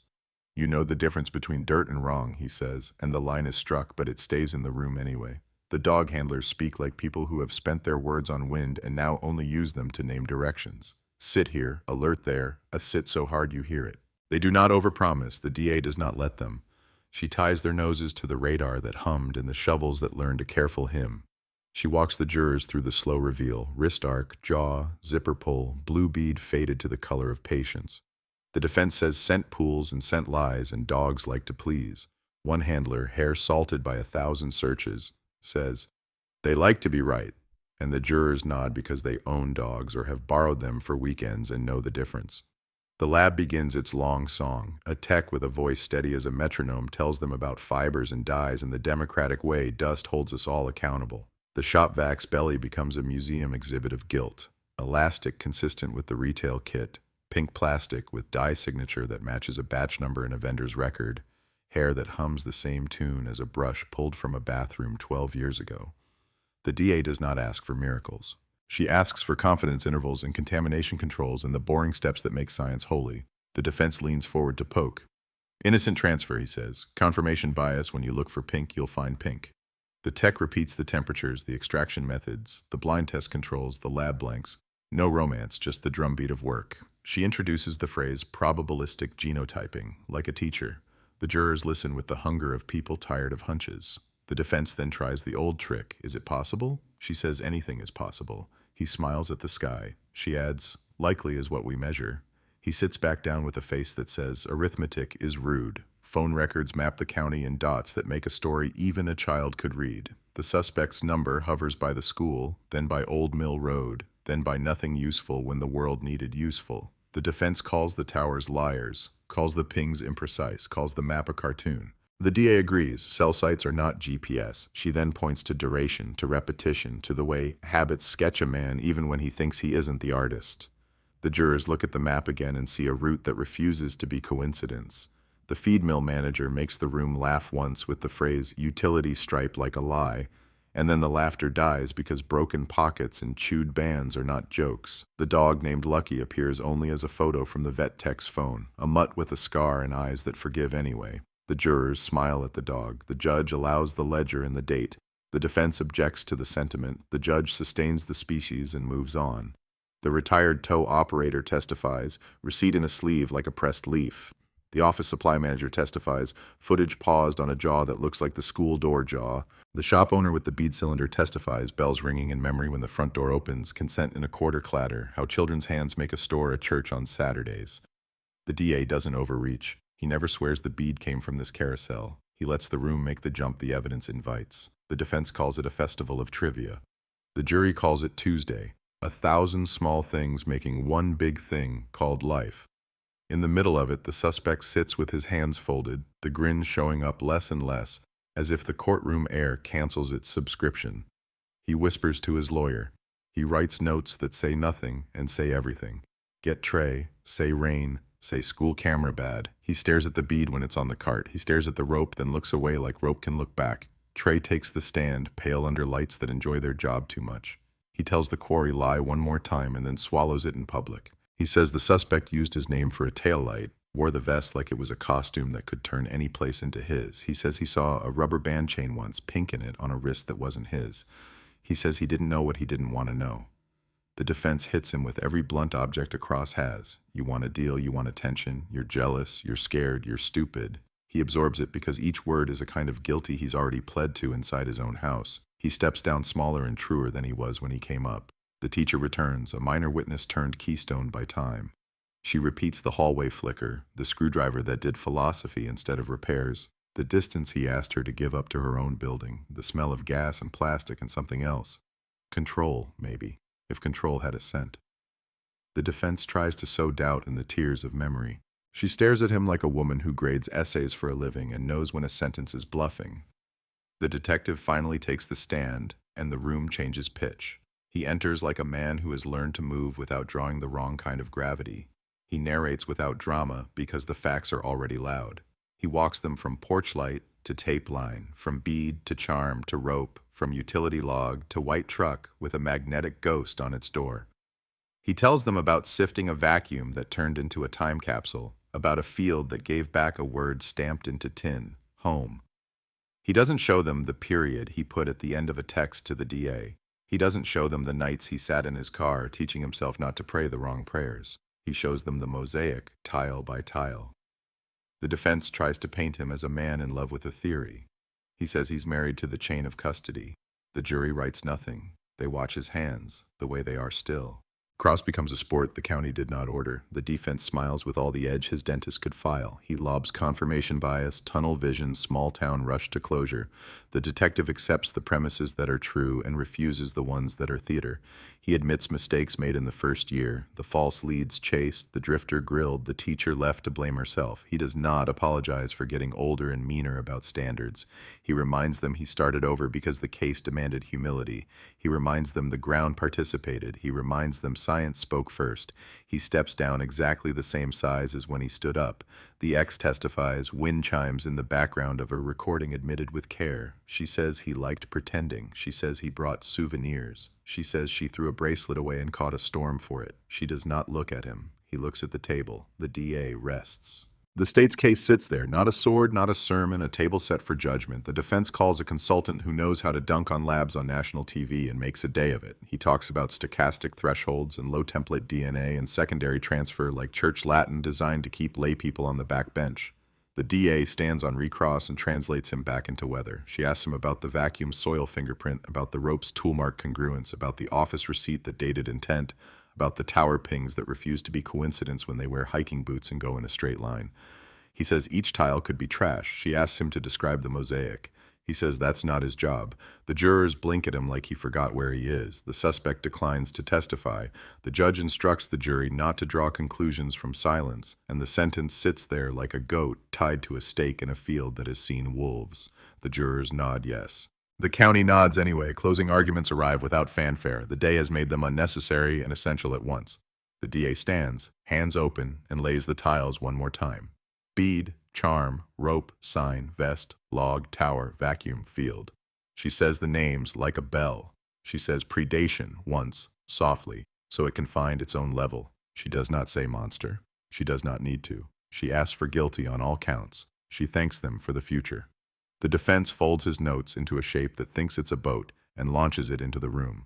Coincidences, bias, grief-shaped assumptions. He points at the holes the law insists a case must still have and calls them canyons. He asks for the mercy doubt requires, the mercy a county wants to keep because someday it might need it. He calls the bead a trinket. He calls the charm a joke. He calls the rope a rope. He sits with a smile borrowed from a commercial for a product nobody buys twice. The judge reads instructions in a voice laminated against feeling. The jurors file out with expressions that refuse to report back. The door closes, and the county becomes 12 people and one problem. The room empties in slow motion. Spectators spill down steps into sunlight that has no idea what sunlight is doing today. Reporters rehearse live shots in their heads. The mother sits very still and holds the cardigan without squeezing it to death. The detective finds a corner where walls meet and stands there like the angle can lend him patience. He does not think about verdicts. He thinks about the first poster bleeding color on a telephone pole, about a sugar-sticky mason jar in aisle 4, about a girl's wrist just out of focus in a school hallway where the light flickers like a heartbeat trying to hold a rhythm. Time becomes the kind of custodian you want to fire. The jurors ask one question about how to read the map, then another about the chain of custody on the storage unit. The judge answers as if he is teaching a class called Don't Misunderstand This. The hands on the courtroom clock discover performance art. Evening leans in with long arms. The county goes quiet and loud at once. When the buzz comes, jury, verdict, the building inhales. Everyone pours back into seats they never truly left. The bailiff's voice finds its cathedral. The suspect is brought in, a man trying to sit in 2 chairs at once. The mother doesn't look at him. The detective looks at the table again, because that is where he put everything that should matter. The foreman stands, paper trembling like a sparrow that prefers trees. He reads the words the county has written in its sleep for 13 years, and only now permits itself to say out loud. The sound they make is not triumph. It is a road sign taken down, finally, because the detour is over. But that is later. What happens first is an intake of breath so precise the pines outside must have felt it. The judge asks the foreman if the verdicts are unanimous. He says yes. The clerk asks, how do you find? And in the instant just before the syllables commit themselves to air, time reaches out one last time to make sure everyone is listening. Witnesses, investigators, anchors, jurors, a dog named Lucky asleep under a kitchen table, a mother with a cardigan that learned to be prayer, a county with red clay in its veins. The word that arrives is a door opening and a door closing at once. The sound is small, the feeling isn't.